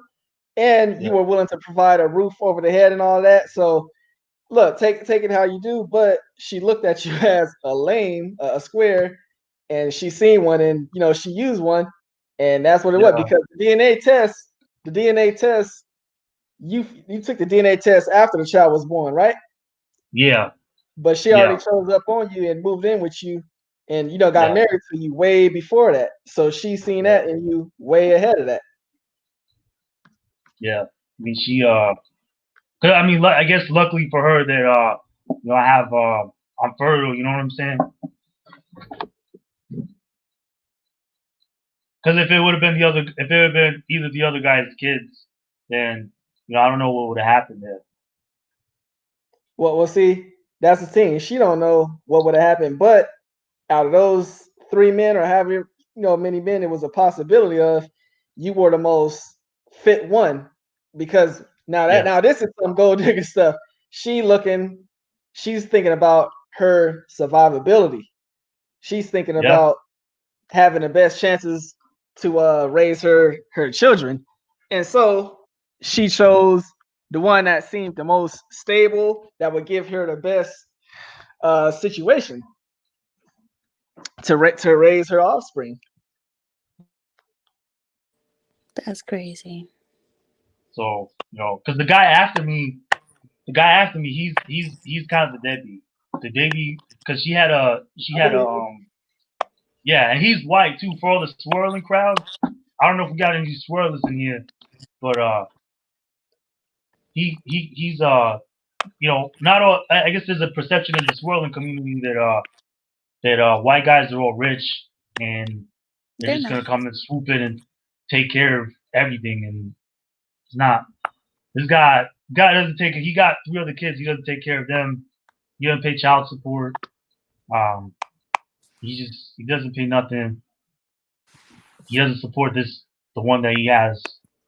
That's So exactly why he was never an option. what do you mean? He did. He got it. They actually them two, like the guy that she was with after me. They planned. They actually. I didn't know that they actually planned the baby. You know Wait, what I'm saying? what are you saying, Walter? That after you and her were done with each other, she went and got with him, and they had another baby?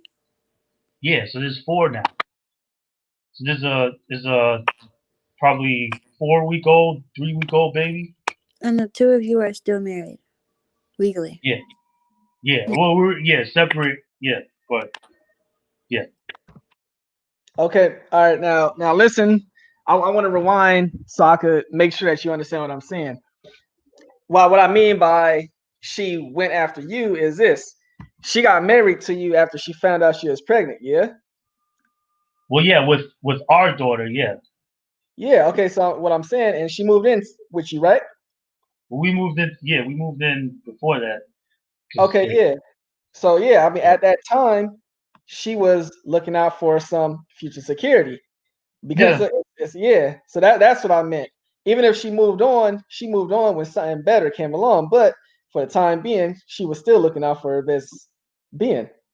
yeah, yeah. But yeah, I'm gonna let you continue on. Oh, I mean, I don't know. There's not much.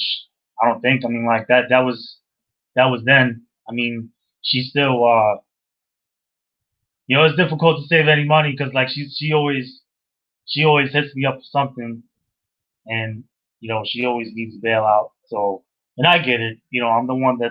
I'm the father with the highest income because as far as like uh the other fathers, they never contribute nothing.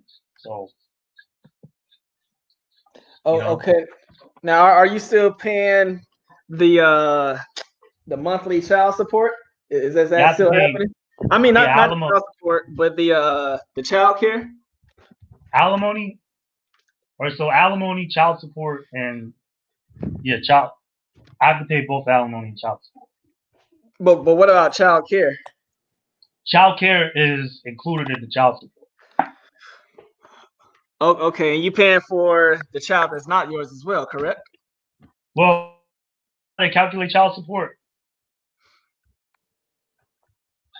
Could you repeat that? You went out there. Oh, my bad. So, do you know what state are you in? Well, you could just explain to us how they calculate the Well, child because support. it depends on what state you're in. What state are But you in, Walter? I'm in Virginia, Okay. right? Yeah.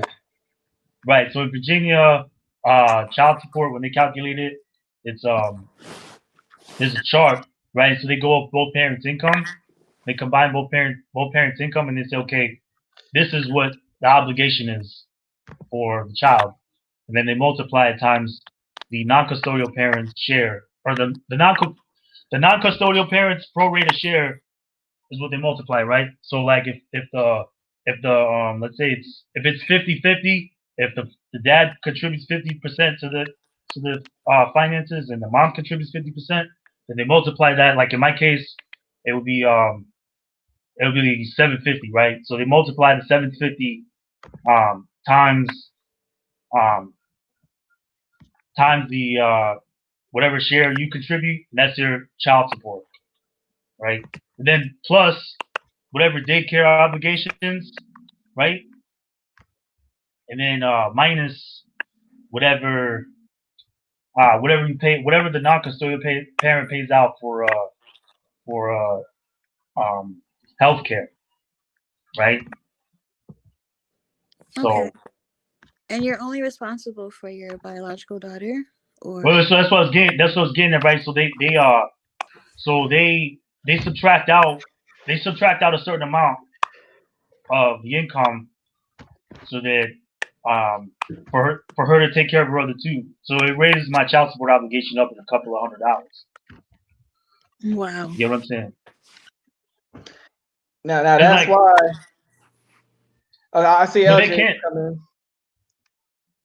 I'm gonna let LJ come in right now. Keep going, Walter. But I mean, certain states they can make you pay child support on children that's been done before. They're making you pay child support on children that aren't yours. But What's up, Andre? What's going on, man? I mean, Walter, excuse me. What's up? oh yeah, what's up? I'm looking Hey, at what's up, Andre's man? message. I'm looking at Andre's messages. Hey, LJ. Anyway, What's up? Andre, Yeah, I it's mean, beginning. Walter. Yeah, yeah. How do you feel about yourself? What I do you mean, mean? do you love yourself? Do you think you're? I mean, you're not an ugly dude. I'm not saying that from a gay perspective. I'm not saying that Yeah. because another dude knows when another dude looks good or not. I'm just saying, how do you feel about yourself? What do you mean? As far as like sexually or as No, far as not like, sexual. Just, hey, man, when you walk around, do you hold your head up and say, "I'm of course. Walter"? Yeah, of course. because I'm listening to your story, man, and you know, it's not, your story's not really saying much about. Am I still there? You guys still hear me? Yeah, Yeah. I hear you. Oh, okay, okay, Yeah, okay. yeah. All right. Because I can't see you, Walter. Okay. Yeah. The things you're saying, man, it's just mind blowing. Honestly, man. You said a couple of weeks.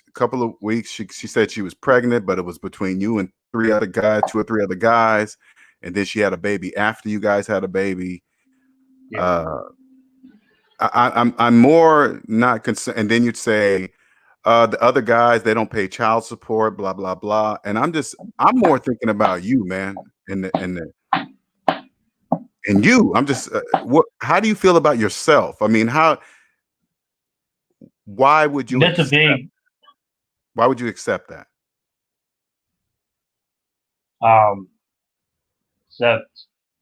except what? The financial situation, the financial stuff, like being the only, basically No. being the only. Okay, put it this way. Let's go one thing at a time because I know I'm all over. I'm sorry. Okay, when she had a baby after you guys had a baby, why would you remain married to her?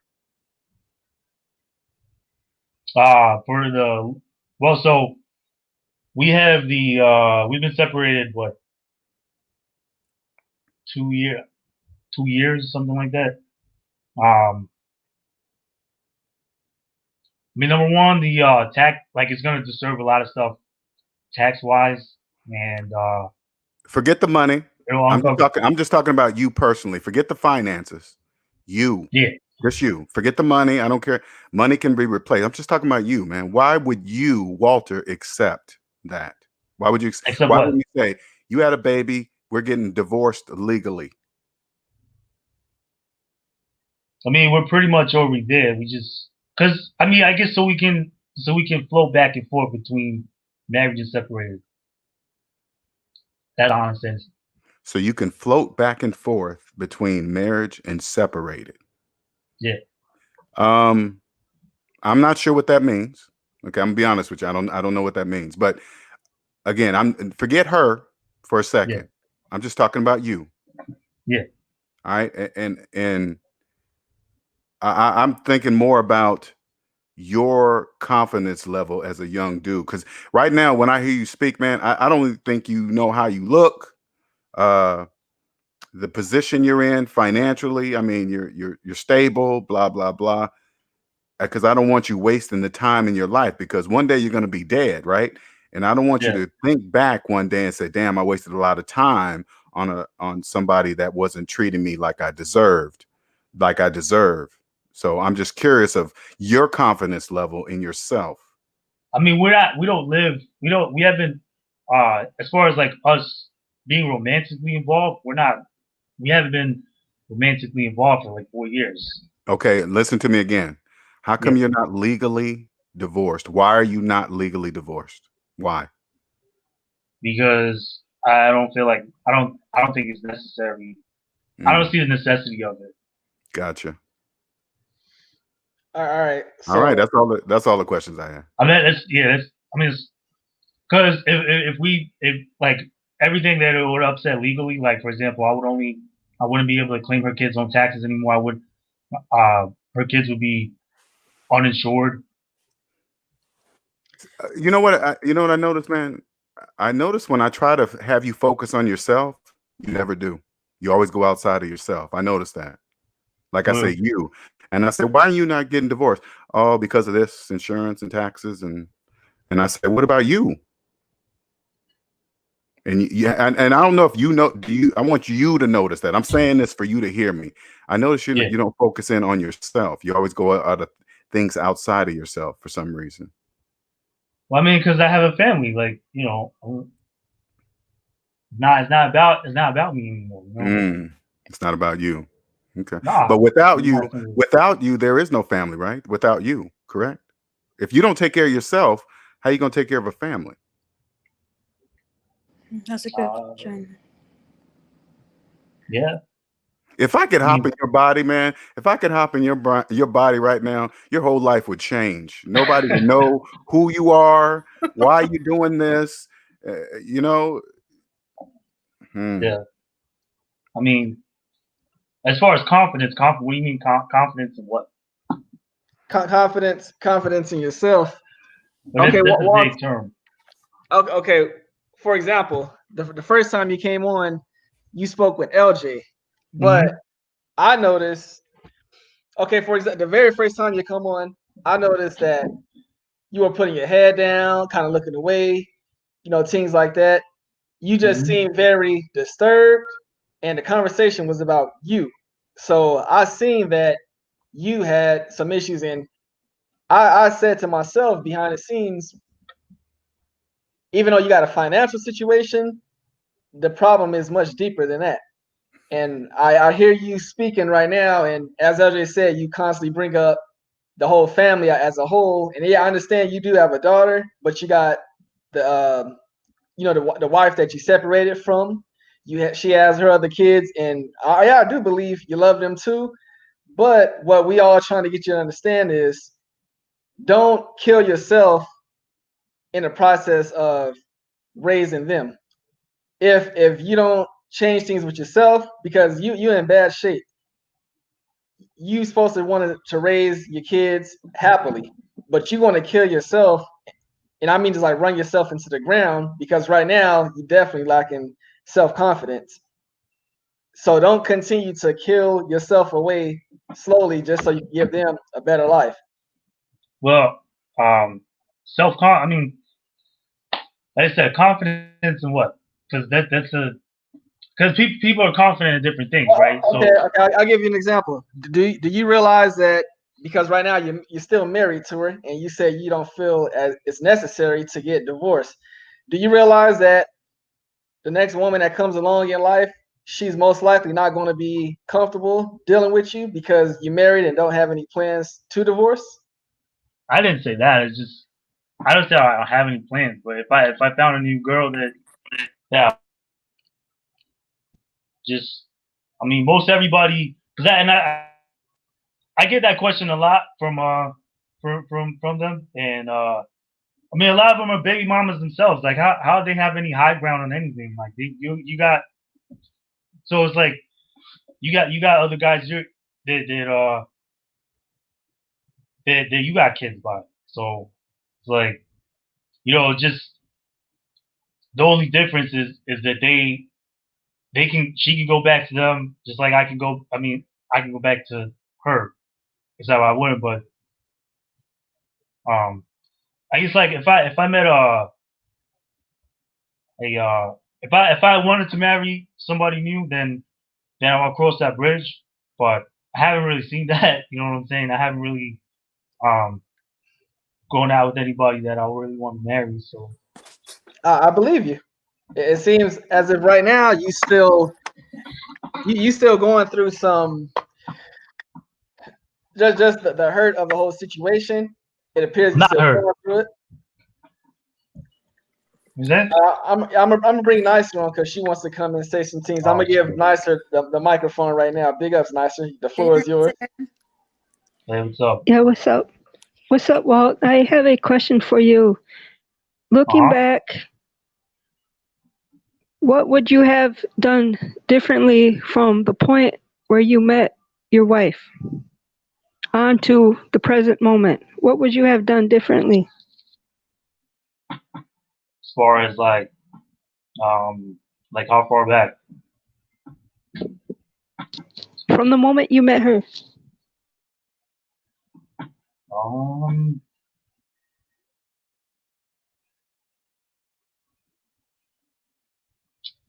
Yeah, I probably wouldn't have given her a debit card.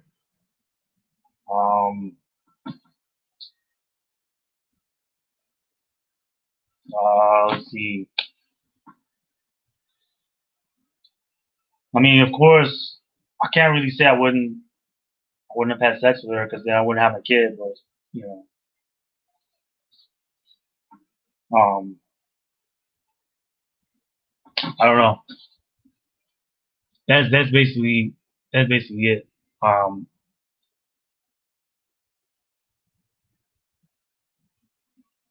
You gonna reply to that, Nicer, or if not, Amina, the floor is yours. It's just a really short answer for a very serious topic, because I myself have been married, although we didn't get to have any children. And from what I could tell, trust was an issue with her from the start. So you recognize that trust is an important factor. I would suggest, if you ask yourself, not just with your wife, but every relationship going forward, one of the first questions you ask yourself, or you ask yourself while you're vetting the woman, is, can I trust her? Because the last relationship I had, a few years back, he was also in the military. We were living together. The apartment was in his name. He got deployed to Afghanistan. He was able to trust me with his bank card, because I would take the money out, get a money order, and pay the rent every month, the light bill, food, etc. But if you don't have, if you can't trust a woman, you shouldn't give her any of your time or energy, is my advice to you. Would you agree with that? Trust in as far as like finances. Trusting everything, not just finances. Trusting her with when you two are alone, things that you conversate. If you get personal with her, the things that you share with her, being able to trust that she won't run and tell someone else. So trust all across the board. So you're asking, like, I guess your question is if I could trust, like, if I could trust her, or like, have I met somebody that I could trust?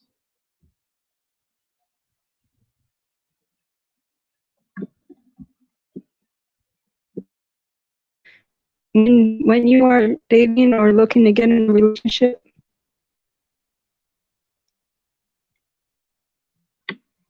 Yeah.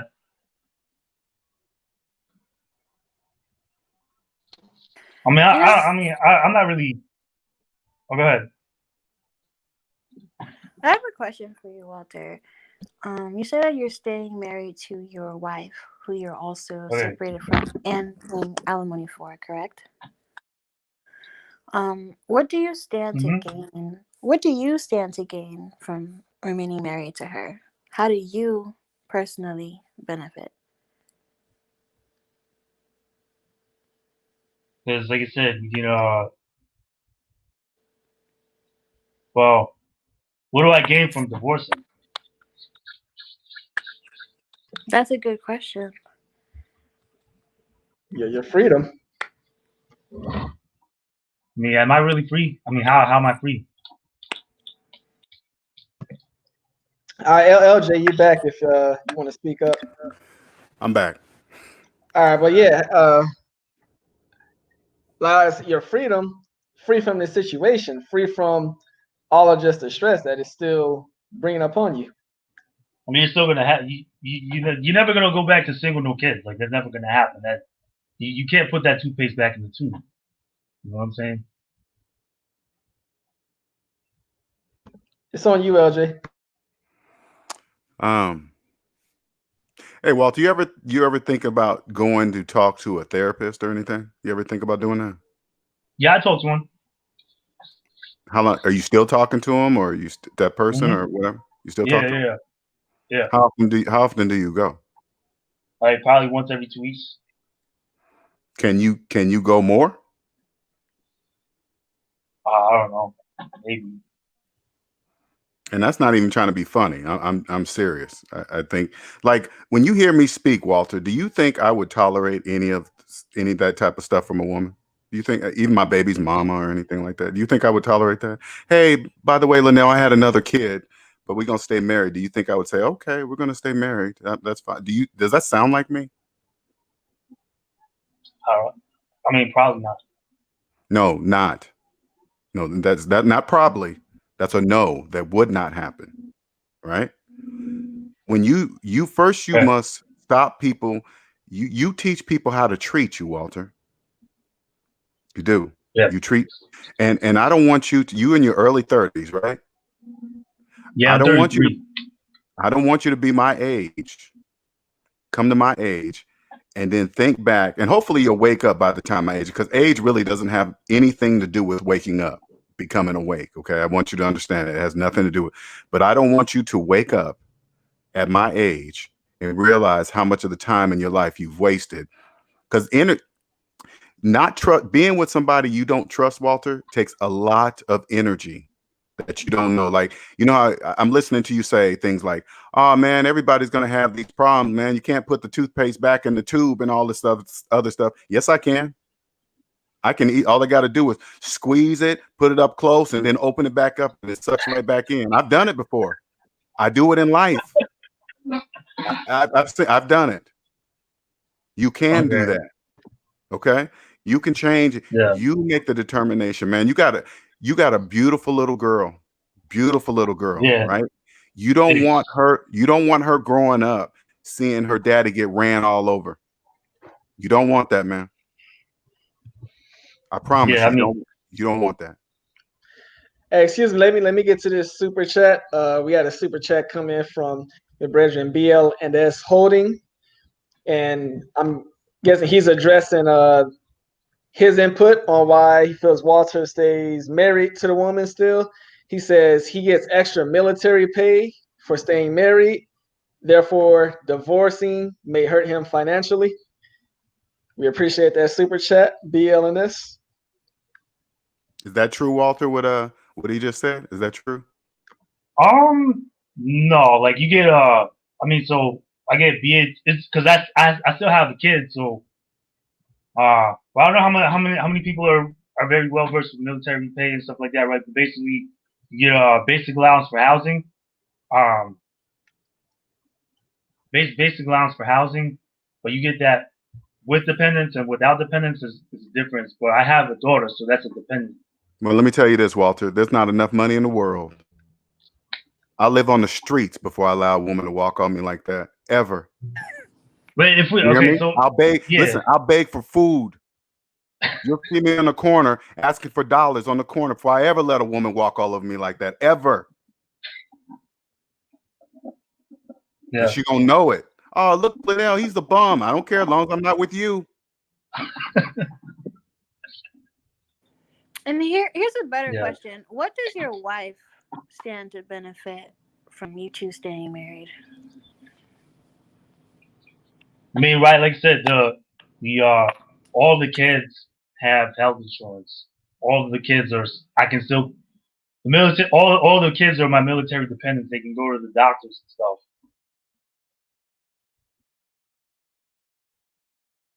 How long are you planning on staying married to her? Probably like until I get out of the military. Why till you get out? Like when you get out, the day you get out, you're gonna divorce her? What's your plan? I mean, like this. I don't really have a clock on it, honestly. But like I said, if I met somebody else that I wanted to marry, then of course. And she said, yeah, okay, like because there's not really. I don't see the need for it. You know what I'm saying? Because like she's still gonna call me and be in my checking account. When you're with She's another still woman? gonna call me. Let me explain to you what type of woman you're gonna get that will accept that type of behavior. As soon as you tell her that you're still married and your ex still has your current wife still has access to your checking account, she's not gonna take you serious. You know that, right? She doesn't have access to my checking account. I'm saying like she doesn't have access to my checking account, but she has. So our funds are all like the lawyers that we had, the divorce attorneys split everything up already. So she already got her half, whatever I had in like she already got half of my bank accounts, half everything. She got awarded alimony, child support. She got awarded a car. She already got everything. You That's pay already, her car note? You paid a car note? no, they split up. The lawyer said, okay, she gets one car. No, I'm asking, are those cars paid for? No, no, no. So you make the car payments on her car? No, she makes the car payments on her car. So you pay alimony, child support, daycare. But daycare gets included in whatever the daycare expenses is. Right now, there's no daycare. What do you do? Like when you don't have your daughter, what do you do for yourself? What do you do to enjoy yourself? What do you do? I mean, I don't have too much of that time, but like I work 2 jobs, so. So when you're not working the 2 jobs, what do you do for you? I go to a day like today. What do you do?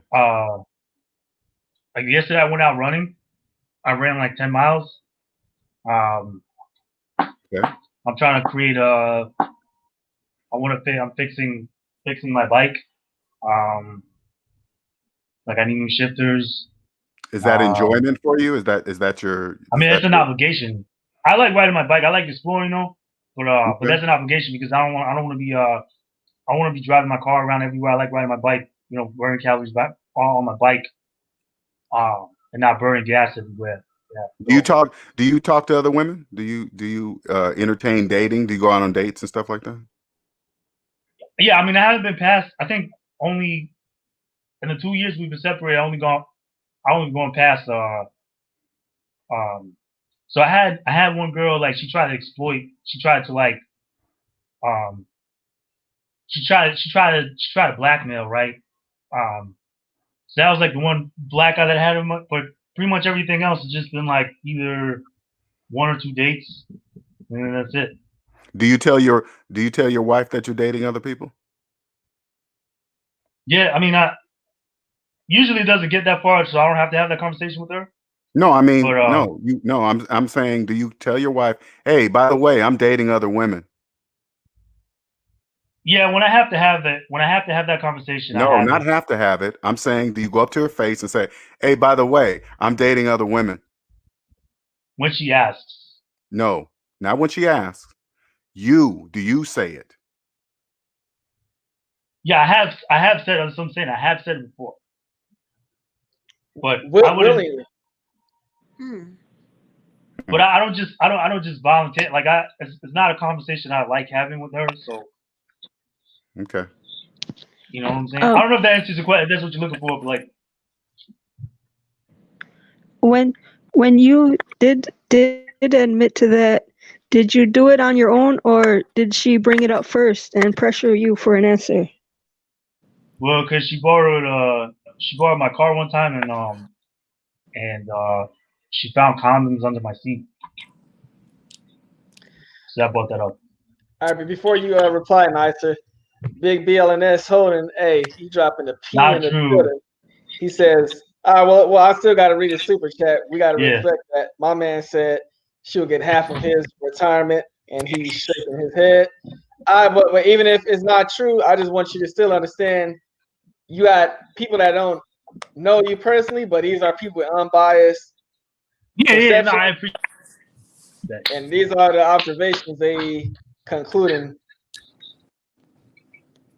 If she would have looked through my car, Walter, if she would have looked through my car and found some condoms, I would have said, how many were left? And I used 2. I had 5 back there. How many were 3? What are you doing looking through my car? No. That's what I would have said. I gotta wait. Not Nicer. Did you want to continue on? Because he had said something he wants to reply, I believe. No, I didn't. Right. I just wanted him to understand the distinction between him asserting himself as opposed to her bringing it up and pressuring him to explain himself. Yeah, why was that any of her business when she went and had a whole child? Yeah, she doesn't care. Like, she doesn't get at me about it. I mean, I think she wants she wants to be back with me, I think, but Not hey, if so, not for the right reasons. yeah, I mean, yeah, because yeah, but she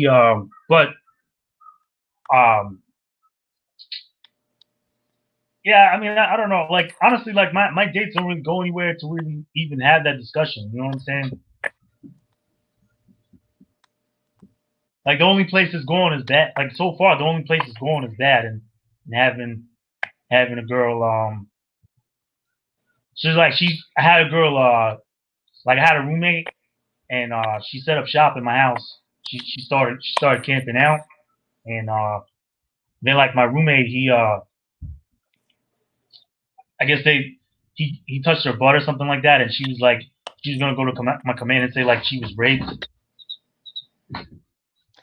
So she was gonna get me in trouble. Cause my roommate's a civilian, she can't do anything to him. She needs evidence.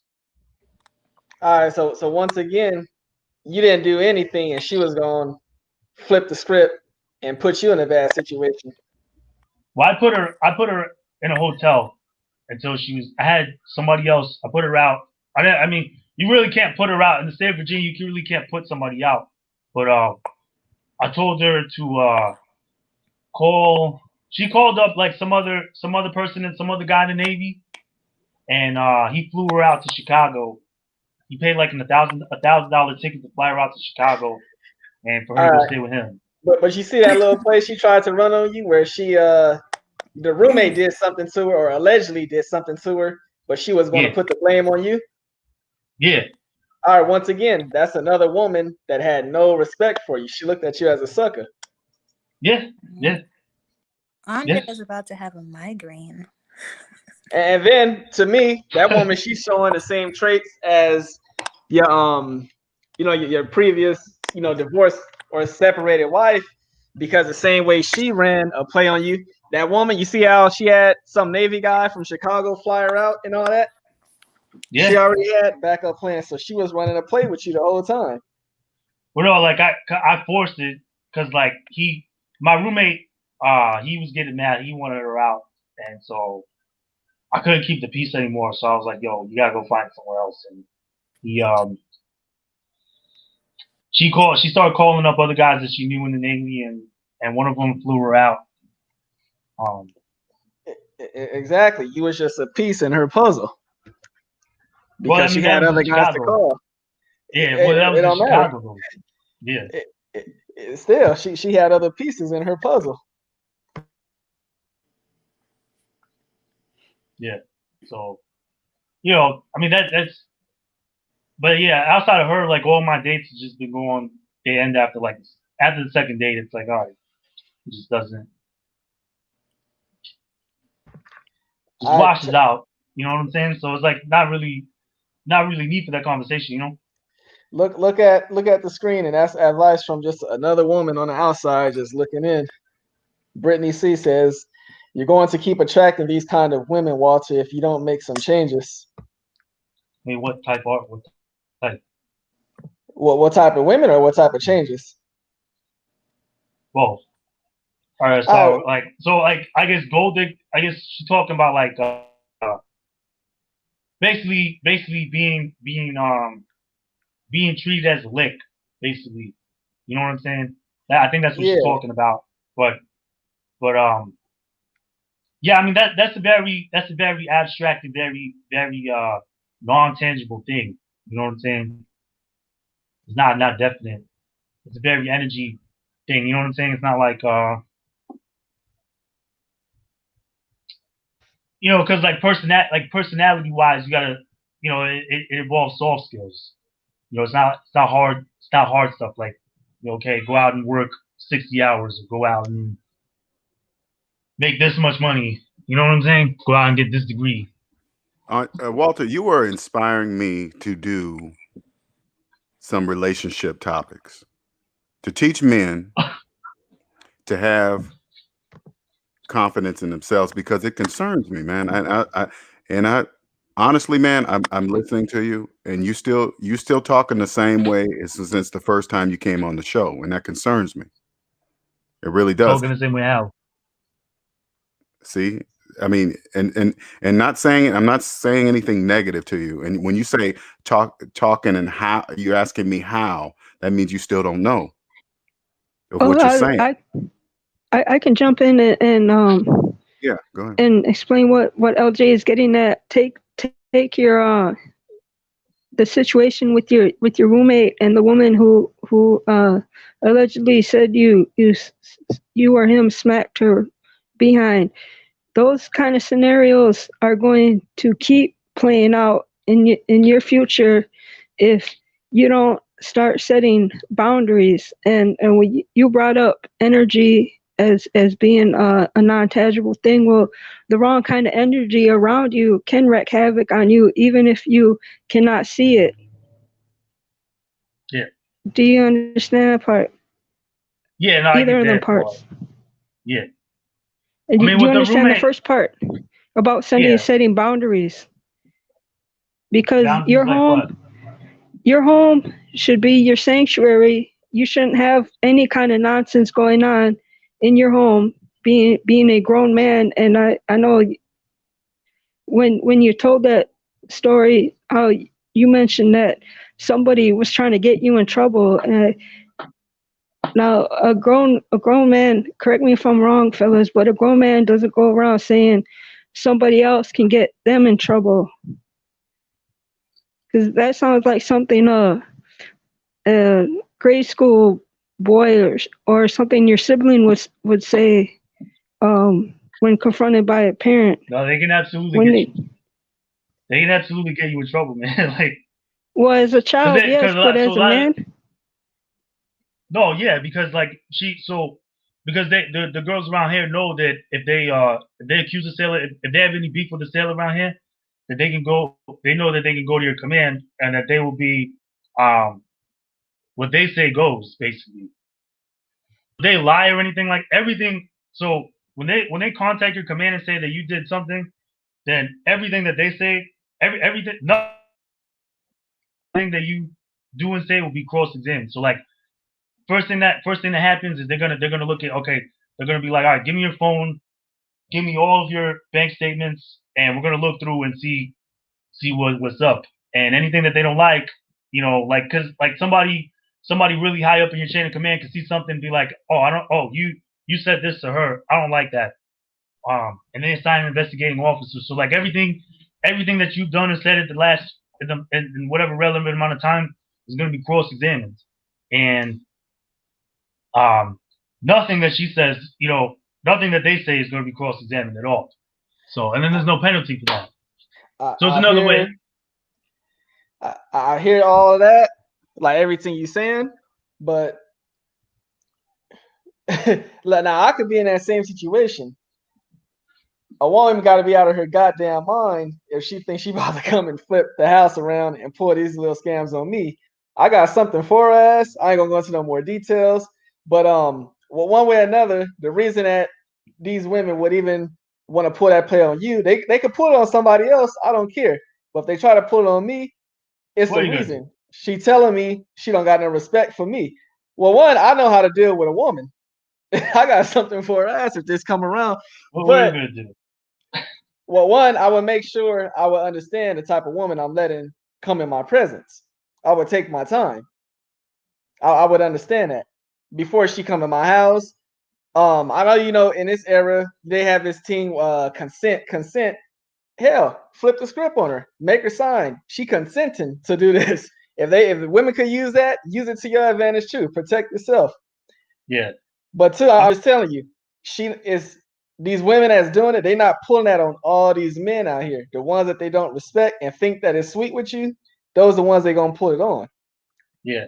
Well, so like in that situation, what happened was that so like she had been she had been relying on me to like take her to McDonald's to like feed her and stuff, and I couldn't feed her that day, and so she went to my roommate and she was like, hey, if you take me to 7-Eleven, I'll do stuff. I'll do stuff with you, right? So so then he slapped her. Apparently that's what she said. He slapped her butt and said, okay, I'll take you to 7-Eleven. So that's what happened. That's what I get. When I hear stories like that, Walter, it blows my mind. I just because I don't. A woman wouldn't talk to me like that. It just wouldn't happen. You know what I'm saying? It's, hey, if you take me to 7-Eleven, I'll suck you off. I just don't imagine that happening. First of all, a woman wouldn't be like that in my car. First of all, what do you mean? I don't get it. You understand what I mean? That wouldn't happen. Women like that would not even approach me. You are the common denominator, Walt. You. Well, yeah. But I mean, like, how the women like that? I mean, that's a. Like what? I guess. I want to know what you're thinking. What do you think I'm saying? Are they common?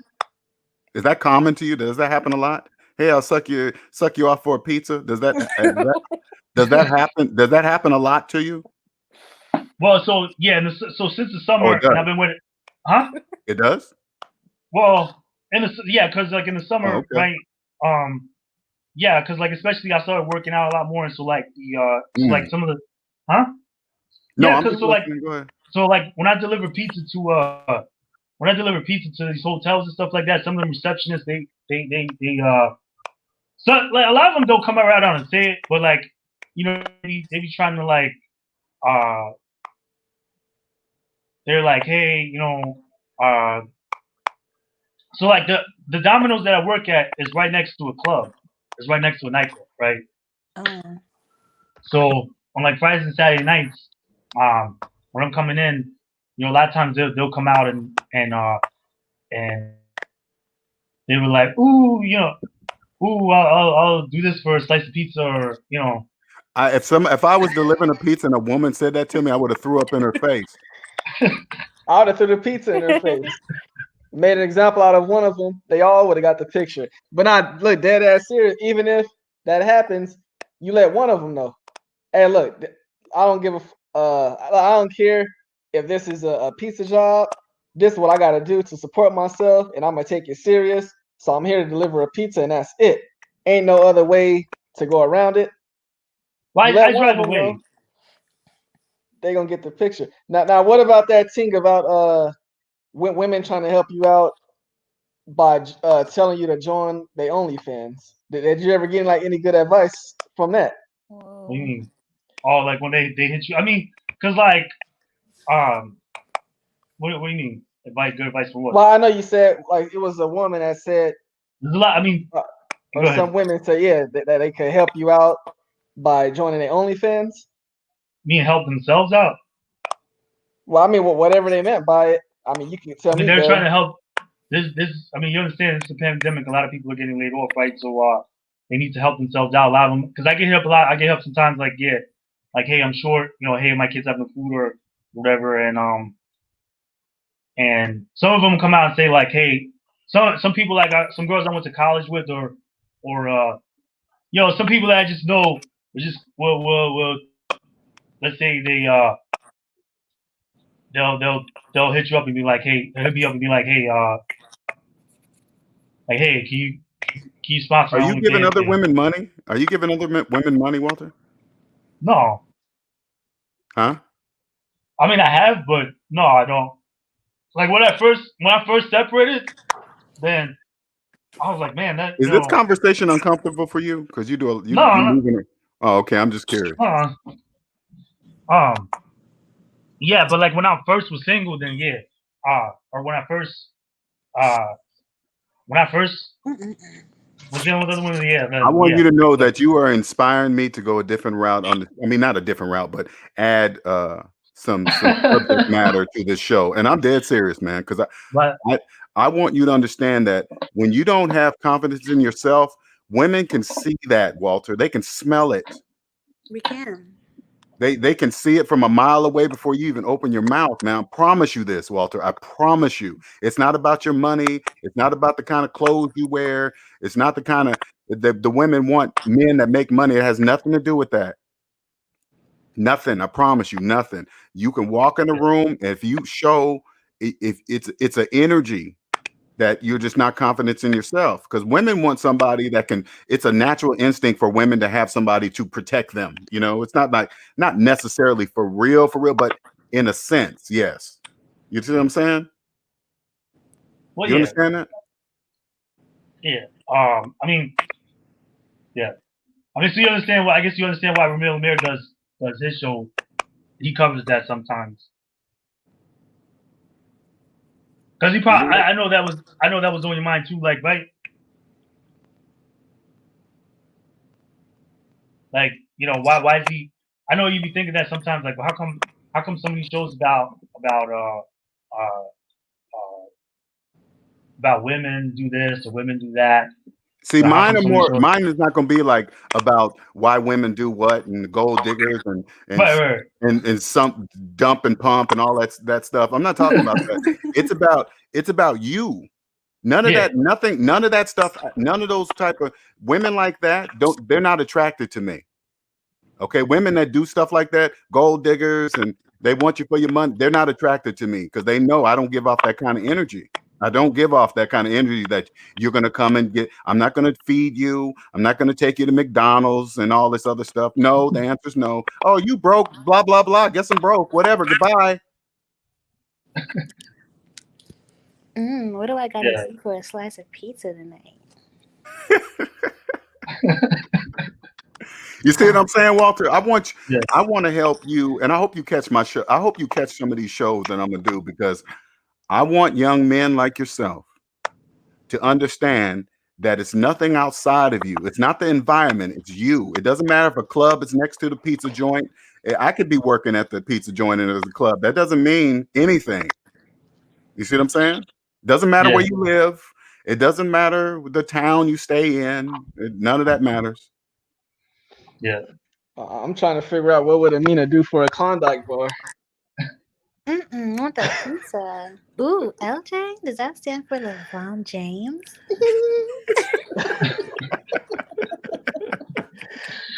Hey, but Yeah. all right, Listen, but you gotta be careful Yeah. because women like to run. Women are all people have the capacity to manipulate, and you have to be careful. If you know you're in a certain situation and a woman is sticking around, just know that just because she sees some value in you, and it's probably nothing good for you. I know you're thinking, oh, I should just stay married because I don't seek to gain anything from a divorce. But if you think about it, your energy is being depleted, and the type of woman you're going to attract and the state that you're in right now is definitely going to be not good for you. So you should get your ducks in a row, and then that woman will actually come into your life instead of the other way around. Well, Preparation is Norfolk has key. a lot of ratchets. And think about your daughter, man. Think about your daughter. Okay. Every time those Yeah. situations happen to you, I want you They're to taking think food out about of her your mouth. daughter. Huh? They're taking food out of her mouth. I can't hear you. What? Says taking food out of her mouth. it's taking food out of her mouth. I don't know what that means. Like basically if I No, I mean which no. I'm not saying that. Nothing to do with that. No, I'm saying I want you to think about your daughter as she grows up. What example are you showing her? Okay. Don't worry about taking that right now. I'm saying what do you want your daughter to see when she looks at her dad as she grows up?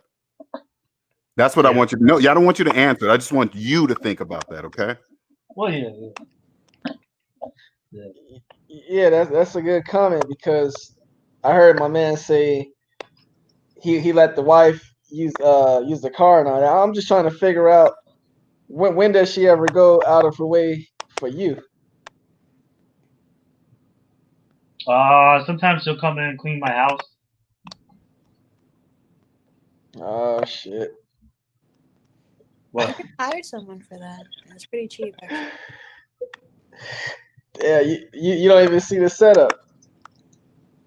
What do you mean? She come over and clean your house, right? Yeah. So you giving her an opportunity to come over, clean the house, probably in some tight leggings, the nice little tank top and something. I don't Come over desire her there in and that way. it all I don't sounds desire her good in that till way. you get in that position. And the Nah, next because thing you like know, she getting new brakes. Yeah, I don't desire her in that way at all. Like and that was like one of the things that was that I guess I didn't understand that because like when we were married, she was really mean a lot of times, and I guess that turned me off of her. So now I No, couldn't even. you're still married. You're still Well, married. yeah. I mean, yeah, Okay. yeah. Yeah. So, but when we were actually like together, then it was like, you know, yeah, she was mean, and so I guess I to have those type of feelings for her. I couldn't tell if that's the type of person you let use your car. I'm just saying I couldn't tell from looking at it from the outside. Yeah, I mean, I've used her car too. Like for example, right now my car doesn't have AC, so like sometimes I've had to borrow her car. Didn't you tell me you have 2 jobs, Walter? Yeah. How come your car ain't got AC? I'm gonna get it fixed tomorrow, actually. How long has it been? How long has it been without AC? It's been a couple of years. A couple years. How long have you had 2 jobs? Well, because I just got I started working at Domino's in December. So, but like the military. No, go ahead a minute.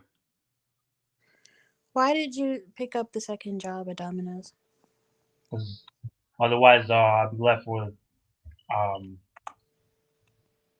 like after my alimony and child support, I'm left with like probably $2,200. Right. Can you see how your wife is taking away from your freedom? What do you mean? You've had to get a second job to keep up with those payments. Yeah. That you wouldn't have had. If what?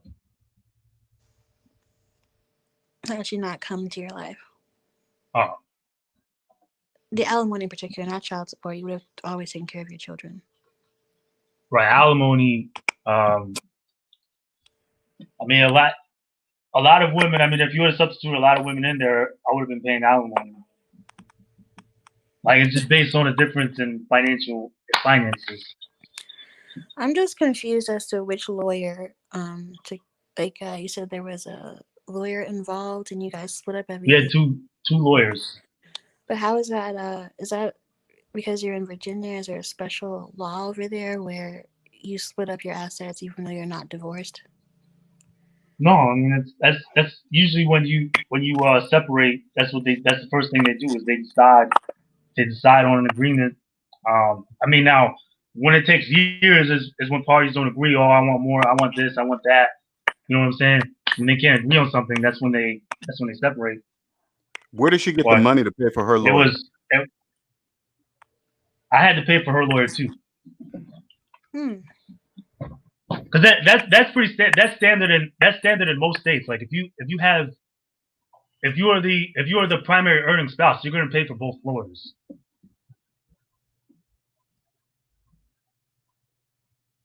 Okay, yeah, LJ just dropped out. He'll probably come back in. But yeah, you wanna okay, yeah, so he had asked how did she get her lawyer? You paid for that. And so what happens is that the judge like she goes because usually the women do it first, right? So they go and they seek it, they find an attorney. She tells them like, hey, I'm a housewife. So then the lawyer knows, okay, and then they know, okay, he's Navy, so all right, I know I can keep going because I know it. And then at the end at the court date, then her lawyer will hand the judge all of his billable hours, and the judge will hand it to my attorney and say, okay, these are yours. That's how it goes down. The judge will look at it and see if it's reasonable. You know what I'm saying? But so they'll expect to see if it's reasonable hours, and then they're going to hand it to my side. Okay. Yeah, I'm just confused at this situation because obviously if you grab the lawyer for this situation, a divorce lawyer, but then the overall objective, at least for the time being, is to not get divorced. I'm just kind of confused by that strategy. But I guess you said it's for tax benefits and things of that nature, health insurance, stuff like that. Mm-hmm. Yeah, at least me personally, I just don't I just don't agree with it. But yeah, you're doing what you're doing. But the reason we even came on regarding this situation was you had some comments that not only Amina but other women in the chat just didn't agree with. This whole, women are just only about finding a man who is a high earner and will foot the bill and all of that.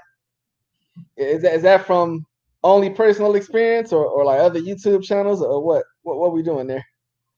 Oh, for basically wanting high earning guys. Yeah. So so I guess the girl I'm going to go out with today, she's like she's not a married. She's like, the only reason I would marry is if the guy was like bald. The only reason I would see no reason to get married unless I was getting like, a windfall. But I mean, I think it's a, like, I'm looking at the security bag that security they have, and I look at like these Facebook memes that they have that they're coming up with and how popular they're getting. Because like, I think probably 10 years ago, it was cool to be like an independent woman. You know what I'm saying? Like they were strong and independent. They didn't need no man, and now that's coming up, like this movement of these girls who, I guess they're tired of working, and they want to be stay-at-home wives, so they want wealthy husbands, or they want basically they want a lower upper class lifestyle, and they're like, hey, I don't want to work anymore, or I'm tired. I mean, who wants to work? Nobody really wants to work. You know what I'm saying? It's go. I mean, even Linnell doesn't. It's not fun to go out there and bust your ass at somebody's company and work there 60, 80 hours a week. Yeah, that whole independent, INDEPENDENT. Okay, that little movement it was a fad, but it was about women trying to say they don't need a man. Right. So if you don't need a man, that's what we've heard for the longest. Yeah. So that if you don't need a man, that means you got everything going on for yourself. You can take care of yourself. Right. So how do women switch from being independent to the next generation? They just automatically get lazy, and now they want to depend on men. I mean, I don't know if it's lazy that, but they're using what they got. They're like, hey, look, I got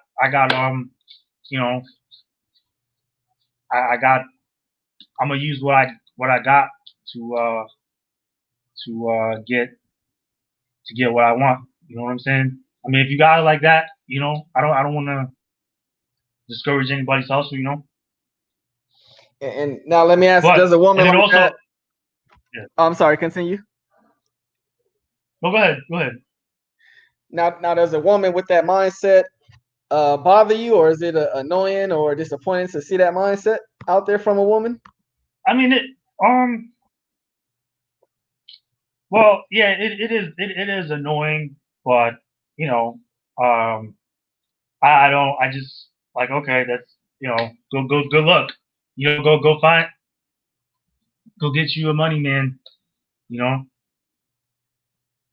that's what I say. Okay, but well, it is annoying that because I think where we're at right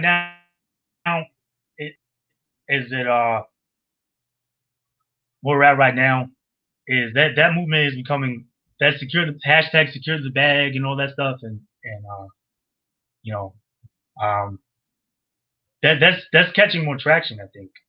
And like, if you look at Facebook memes and you see the comments under it, I've read that, because online you see like how they really think. how they really think about you. So like so it explains like when you go up to a girl and you go to like let's say you're making between 60 and 90,000, you go up to her, you try to holler, and she ain't even thinking about you, and she's like, then you understand why. You know what I'm saying? Or when you get a little bit of explanation behind it, you know what I'm saying? That okay, they want basically they want balling brothers. You know what I'm saying?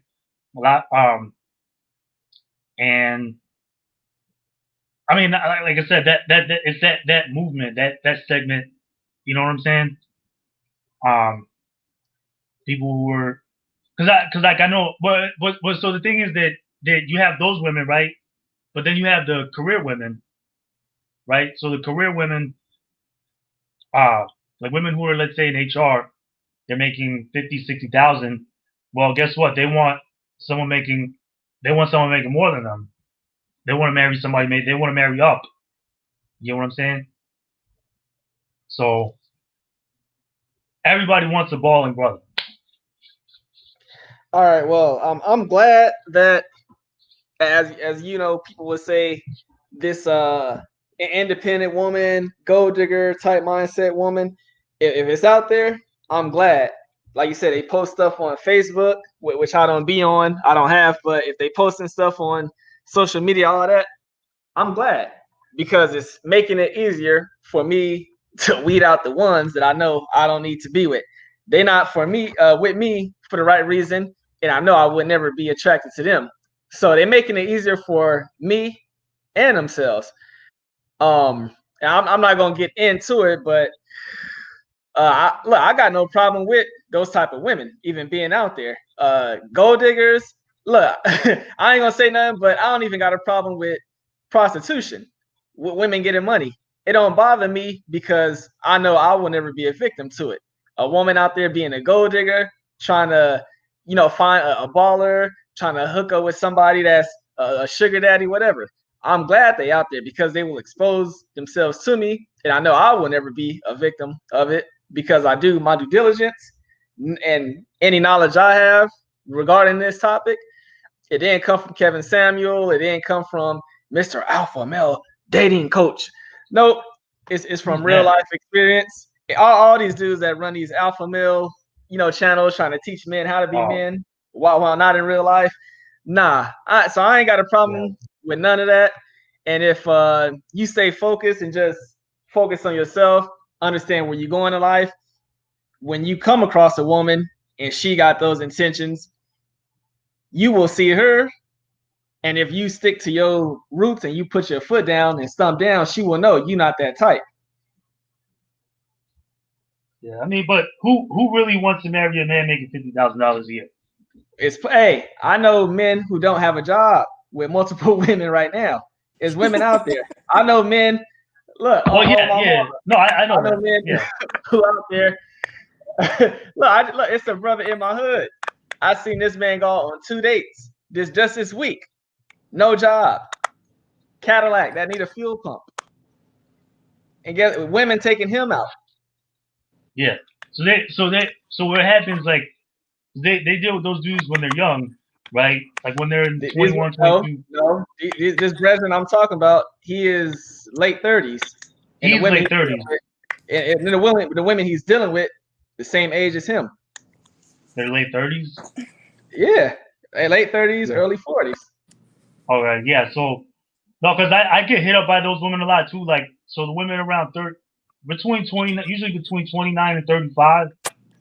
I'm getting hit up by a lot. They they got dinged up on the open singles market. They were drinking, partying. They may have had a couple kids, and now they need somebody to take care of them. I get hit up by those women a lot. Mm-hmm. So, but I guess we're watching Kevin Samuel's show. I guess it's with me. It's basically him doing consultations, and he was much harder on the guys when the guys called in. You know what I'm saying? But with him, like, I guess you get to see like, okay, this is, you know, what they're looking, what some of these women are looking for. You know what I'm saying? And you see like, okay, they're calling in, they want a high earning guy. So and all of them except for 2 of them have said in the last 4 months have said that they want to be stay-at-home wives.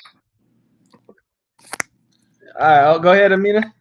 Walter, these women are delusional. They don't even know what it means to be a stay-at-home wife, or let alone a wife to begin with, you know. And what they're really saying is, I just don't want to work, you know, and there are ways where you don't have to work as hard. They should really look into that. And honestly, if you're meeting a woman who tells you, oh, $50K a year is nothing, I need you to make more than that to be my man, move on. That's ridiculous. So if she only cares about what's in your pocket and not about who you are, your character, or your capacity to be a good partner, father, companion. These women are snitching on themselves, and you know, you need to really pay attention to what they're saying.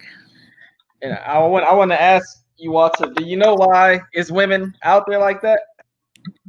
Why is that? Because it's men out there that allow them to be.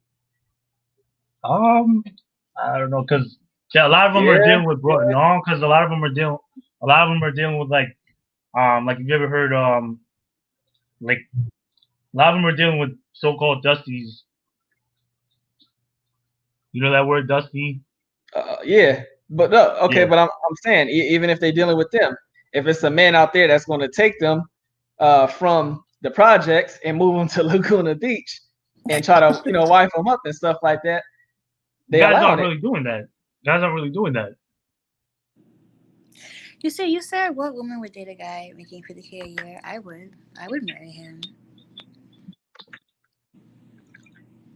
You would marry men? Mm-hmm. Okay. The statement I was making though is, okay, these women that want to be stay-at-home wives and just we say lazy, whatever we want to call them. No, I don't call them lazy. Well, they want to be stay-at-home wives that don't work. The only way they can exist is if you have men out there that are willing to allow it. No, that's not true. If it wasn't true, you wouldn't have every woman would know they got to get out there and make their own way, because there's no men out there that's going to accept that. They could want all they want, but they would be asked out and lonely because no men would gravitate to them. Right, that's it.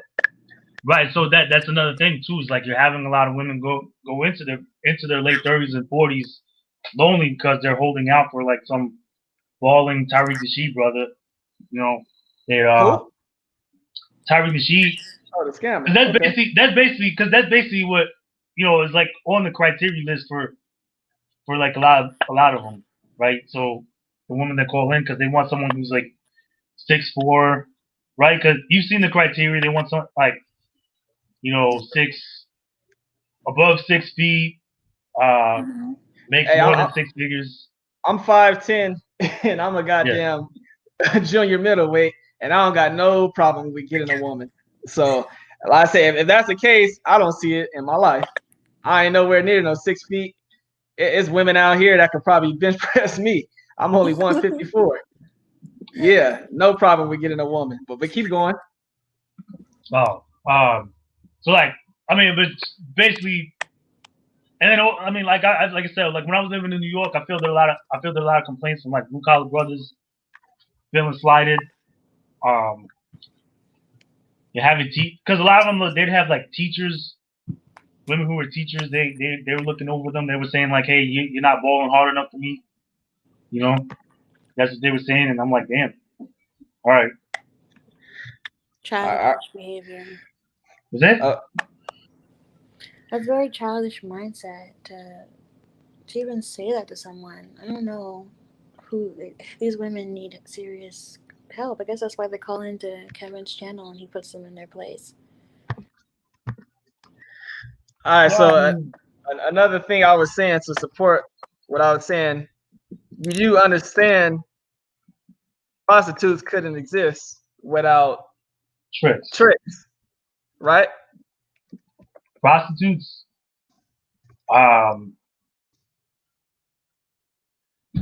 I mean, you can sell that thing for but if there's no buyers, then you can't find anybody to complete the transaction. That doesn't. You can still be on the street though. Well, you won't be on the streets for long if you ain't making anything. you would eventually go do something else because you ain't making any money out here. If you're not making any money because there's no tricks around, guess what? The women would be forced to do something else. Yeah. So every time I hear a complaint about these types of women, they only can exist if it's men out there that supporting the habit. That's not true, man. That's not true. But first of all, the Russell Wilson story is what gave a lot of them hope. So that's why, like, because there was a whole show about single moms calling in and wanting balling brothers as well. And of course, because single moms, you got a lot of financial needs as a single mom. So like a guy making $50,000, what can he really do for you? How can he really help? I want a flying Toyota 4Runner that can teleport anywhere in the country. They don't exist. So guess what? I have to deal with what I got, and I've adjusted to dealing with what I got. Yeah, that's a good point. Right. So I guess that's the like when I read these Facebook posts and stuff like that, that's the delusion of these. That delusion is kind of hilarious. You know what I'm saying? Because I'm looking at these, because I know money men like that. You know what I'm saying? My brother is over six figures, right? Like my dad, he was that dude too. So, and he's short, but like, the women that they deal with, they have a certain look to them, like pretty attractive. You know what I'm saying? And not ghetto looking, and so a lot like a lot of those posts are from girls who have like all kind of fake hair and all kind of weed, all kind of tattoos and everything like that. So it's like you can you even get a money man like that? Is there hold on, Steven, I see you behind the scenes real quick. Give me just 1 minute, because I know Amina, I think you got to make a run real quick. I don't know if you want to give your last words, or you gonna hang out for a little bit longer. I'm gonna get my last words. I was gonna say, Walter, I think you need to sit down and have an honest talk with yourself about what do you value and what do you want and need from a partner. Get quiet, think about it, even write it down. And before you go out there and you date,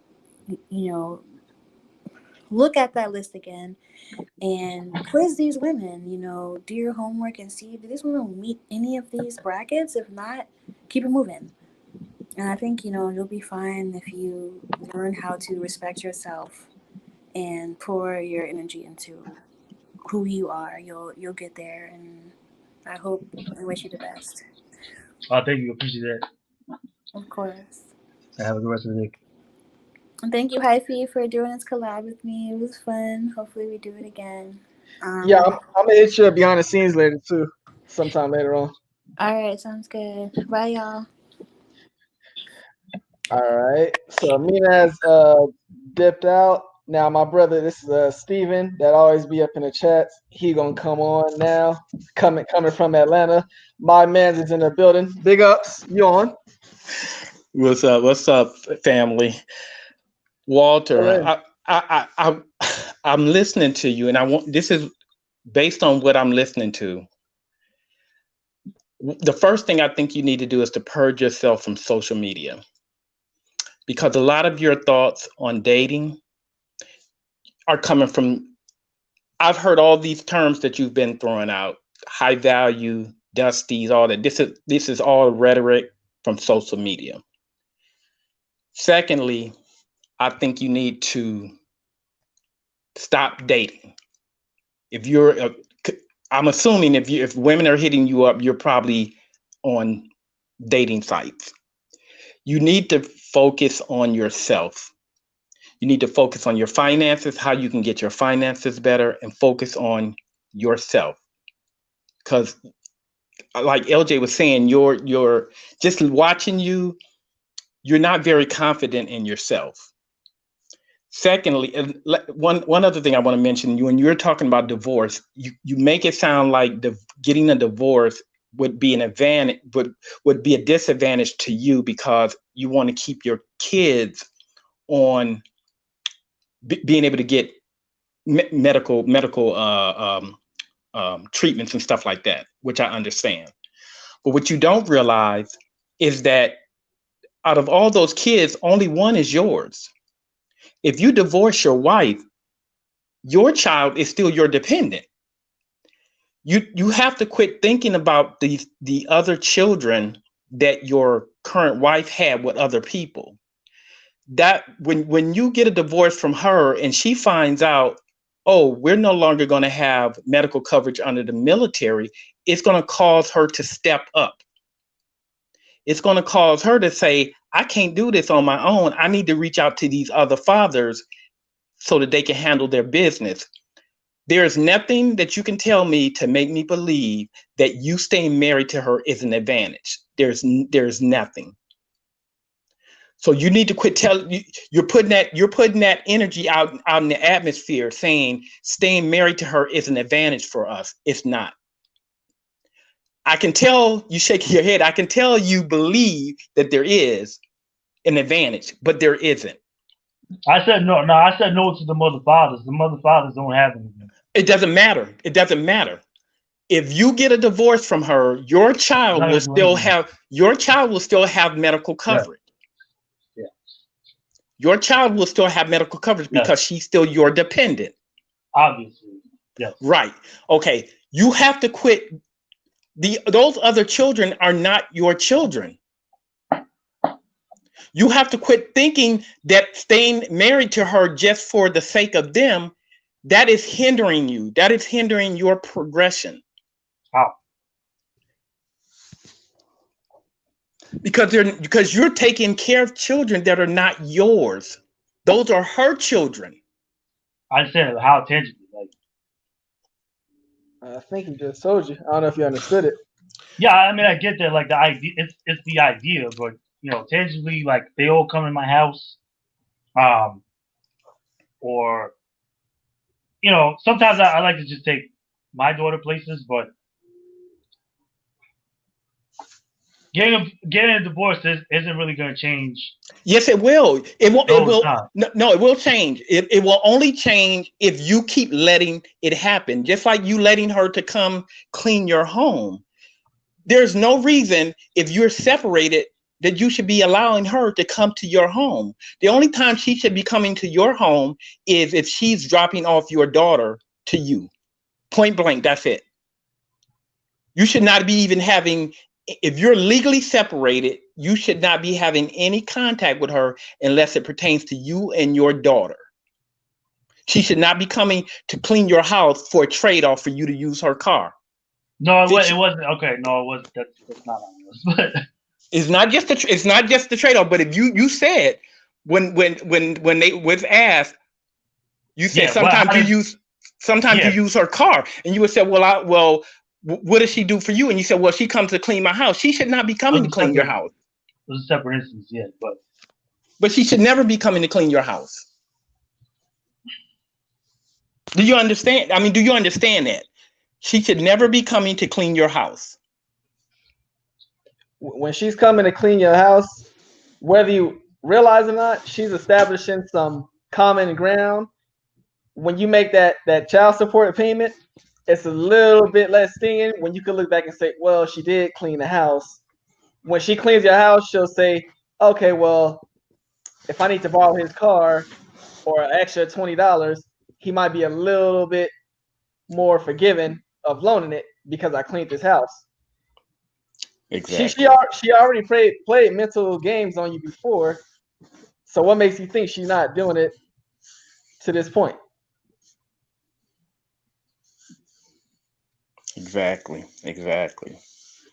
Now, Steven, before you continue on, I want him to respect who this information is coming from. Give him a little bit of background, because you let us know about, your divorces and children and stuff like that. Give him just a little bit of background so we all aware of who you are. Okay. So I married my ex-wife. We were married about 7 years. When I met her, she had a 2-year-old daughter who now, I raised her as my own child. We had 2 other children. And just to kind of give you an idea of how, in some instances, women will take advantage as long as you let them take advantage. When I went through my divorce, and we didn't go through the court system. Me and my ex, we made a decision to say, hey, we're going to keep it out of the court system. That's going to alleviate a lot of problems. And I paid her child support. I didn't have to pay her alimony. I paid her child support, and everything was good. But it was just interesting that throughout our divorce, we kind of remained cordial, but we only really associated ourselves together unless it had something to do with our children. Other than that, we left that alone. It's like, hey, being around each other, that's not good, because if things were good, we would have never gotten a divorce. So when we got a divorce, we made it a choice to say, hey, we will respect each other's boundaries, and when we need to do something that involves the children, then we'll come together and we'll do whatever it is we need to do, whether support financially, mentally, anything. We came together at that point. But other than that, we did not associate with each other on a consistent basis. You have to have boundaries to make sure that they know what your boundaries are, and she knows what her boundaries is. And again, it only comes together you only come together for the children. That's just point blank. And we made a decision on whose medical plan when we decided to divorce. We said, okay, whose medical plan the kids are going to be on, and that was established early on, and we didn't veer from that. And so you have to have a plan, but you have to set those boundaries and quit listening to what the media, with social media, listening to these live streams, and these dating coaches, they're giving you perspectives based on their lives. You can't live their lives. You're a totally different person, totally different situations. Most of what I talked about. Yeah, and your situation is very uncomfortable. I mean, I'm sitting here and I'm like, it's hard to listen to you talk as if everything is normal and everything is in a good place when it is not. You are not in a good place. But you've been, it's almost like your mentality has been screwed from what you're listening to on social media. I mean, I would just tell you to purge yourself from social media, because you need to get a lot of these thoughts. Most of what we talked about wasn't on social media, though. No, it is when you're live streams, Kevin Samuels show. I listen to Kevin Samuels,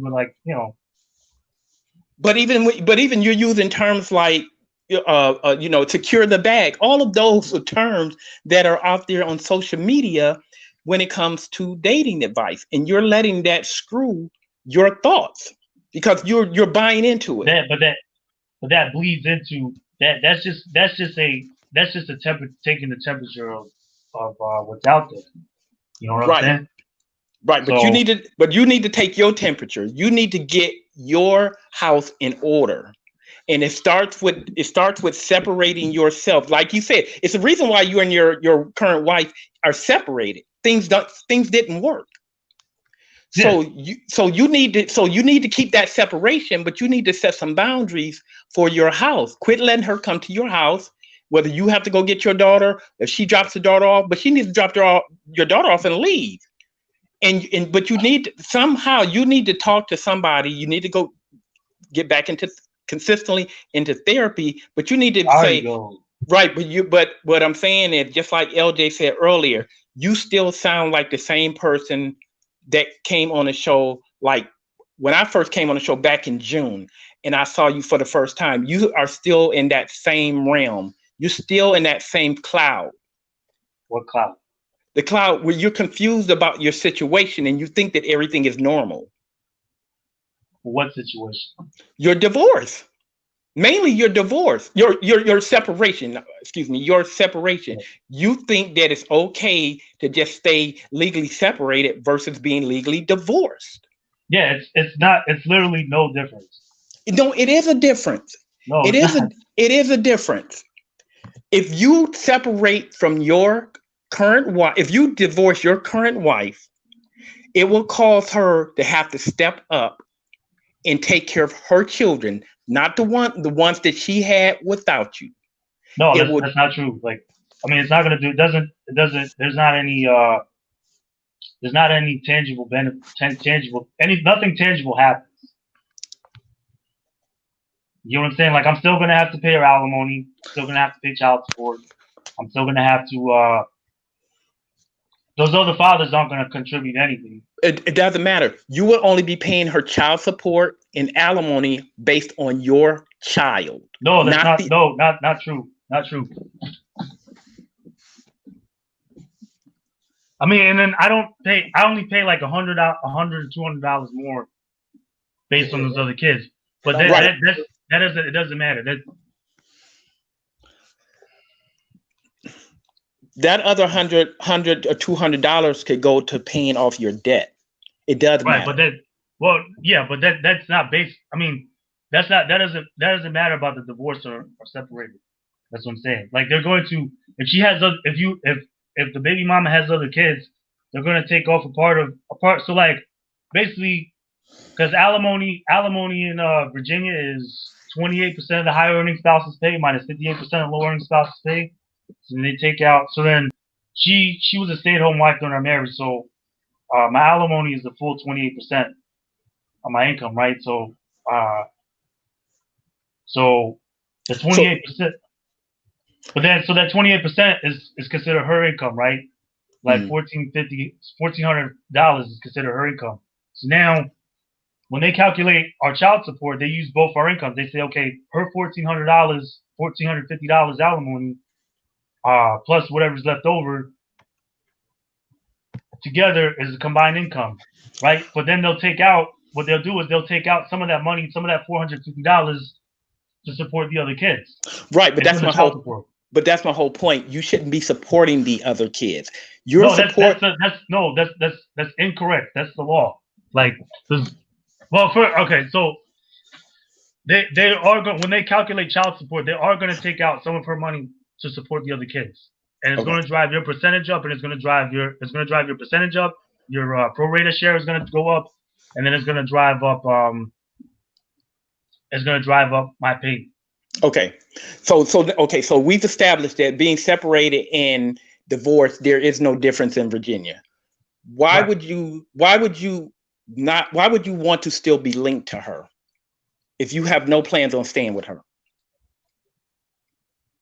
I mean, I just didn't put a clock on it. I don't see a need to do it right now. See, because once you get a divorce, you cut that link to her. You at least How do you cut the link? Because there's a difference between being separated and divorced. You may not believe that. I can see you're standing your ground. You believe that there's no difference, but there is a difference. And until you start believing in that, you'll probably, again, someone mentioned in the comments earlier, she's going to end up with your retirement. Because as long as you keep saying there's no need, because this is all the thing that has to happen is all she has to do is know about your finances. When you get close to deciding to retire, she can just request it. Now, she might not get it, but she can request it, take you back into court. And that's the thing is what you don't understand is you don't want the court to be in a situation to make that decision. She can't get my finances. I mean, she can't. So my military retirement, I haven't been in 10 years yet. So that's not even an issue. And we haven't been married 10 years. So it's not even that. The military retirement is for if you have been. if you were married over 10 years. Right. And I'm not even gonna have been in 10 years. And then I would have had. So that's not coming into play here. And then she can't really go after my retirement. But you're still in the military, correct? Yeah. And think about that. I was in the military. Mm-hmm. I can't ever remember a person being in the military and having to work a part-time job. Right, it's discouraged. You're the very first person I've ever heard did that. So they got a lot here. They got a lot of people doing that here. Right. But what you have to think about that is I'm in the military and I'm working a part-time job at Domino's. What is my financial situation that causes me to have to be this way? Mm-hmm. Why am I in the military and I'm having to work a part-time job? What is my finances? What does my finances look like? Am I in that much debt that I have to work a second job even though I'm in the military? Well, there's like 60-70% of your income is gone. Right, but it's gone because of a situation that you caused. Well, because of alimony and child support, yeah. Right, but you've put yourself in this situation. How? One, the red flags, the first red flag that you mentioned, you met this woman and she couldn't even get her own place. That was the first red flag that should have told you, I can't be marrying you. I shouldn't even be marrying you, let alone having children with you. That was not even a minor red flag. That was a major red flag that her financial situation was in a situation where she can't even get her own place. All right. Second major red flag. And I'm not saying do not deal with people that have kids from previous relationships or dealings, but you should have done your research and tried to figure out why is it that if this woman was so good, why was she separated from her previous baby daddies? You're supposed to do your research and figure that out. Exactly. You don't know because whatever the story she told you, I would say believe about 10% at most. The rest, you're supposed to sit back and do your homework over time and figure that out yourself. If you with a person long enough, they'll start showing you their habits, and you'll probably realize why another man may have left her. If she told you she left him, you might have figured out that was a lie. But usually it's the woman that leaves. Usually, but not all the time. 80% of the time. Yeah, that's true. 80% of the time. But and then even if it was her that left, you would have figured out she probably had a horrible choice with dealing with men as well. What if her other baby daddies come from her just trying to deal with a man that could take care of her for the time being? All that stuff, you would have had a better chance of finding out if you would have took more time. So that's the second red flag. Stephen, you could continue on. Yeah, you made very good points, Hyphy. Very good points, because that, like you say, when you vet your potential mate, those red flags were coming up. A lot of times you see those red flags and you be like, you kind of step back and say, maybe that was a one-off. You know what I'm saying? I'm gonna let that slide. But if you really separate, and one of the things I've done actually since probably about over a year ago is before I make any purchases, I separate my emotion from the situation. Is it a need or is it a want? So in the same situation with your relationships, you have to say, yeah, I really care about her. She's nice, this and that. We have a good time. Now you have to remove your emotion, and then you have to jump into logic. You have to say to yourself, you have to start asking the question, just as Hyphy said. You have to ask those questions. Where's the father for the child from your previous relationship?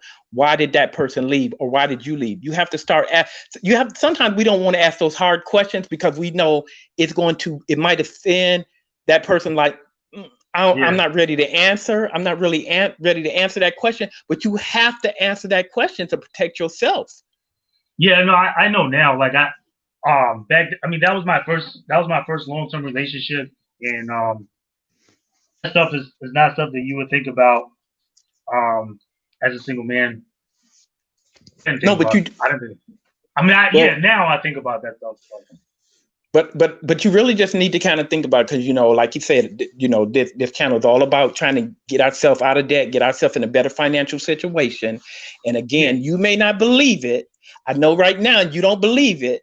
You know, it might be 5, might be 10 years from now. That little light bulb is gonna come over your head, and you be like, you know what, man, 10 years ago they tried to tell me, but I was not ready to hear it.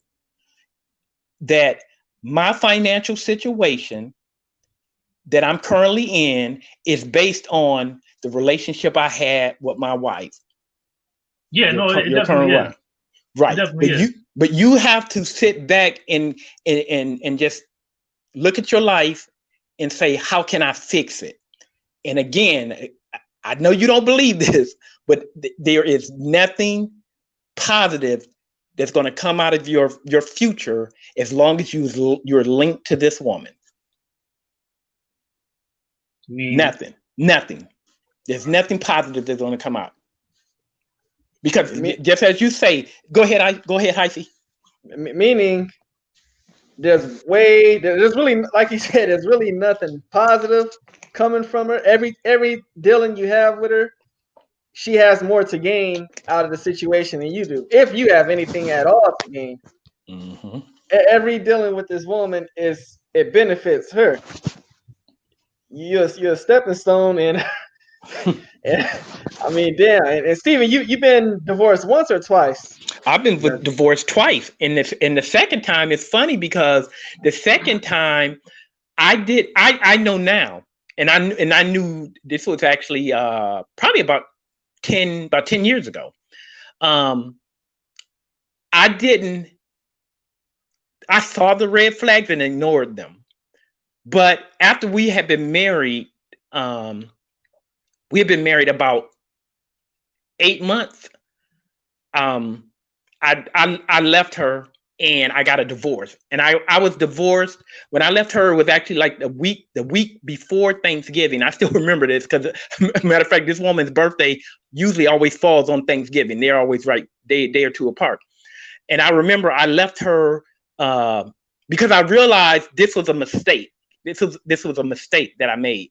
But I realized it early enough to get out. And as I was saying, when I left her in November, by March, we were divorced. And there was, and the reason why, because there was nothing left.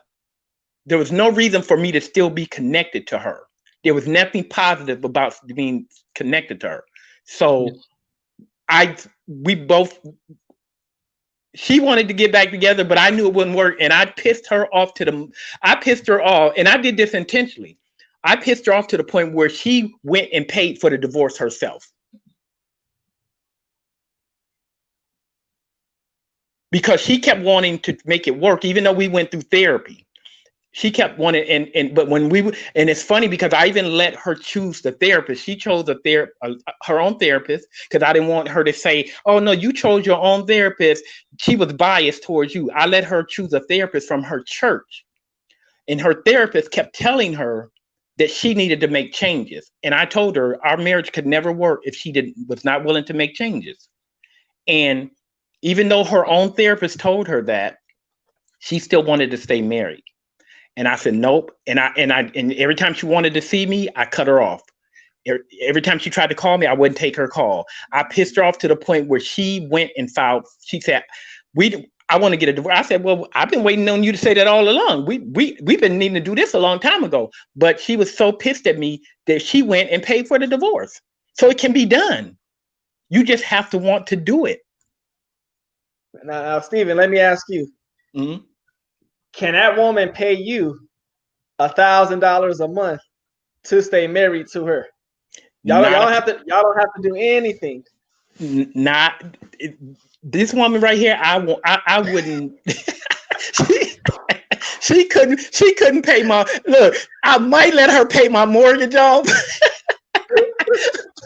And she could get rid of my mortgage. She could pay it off. But here's the red flag. And I don't want to. And again, I don't want anyone to think that I'm down in women at all. But I just want you to understand, I saw earlier on enough to say this is not a good marriage. We need to step away. We need to get a divorce and move on with our lives. And again, I did that. That was like in 2000, I think 2010.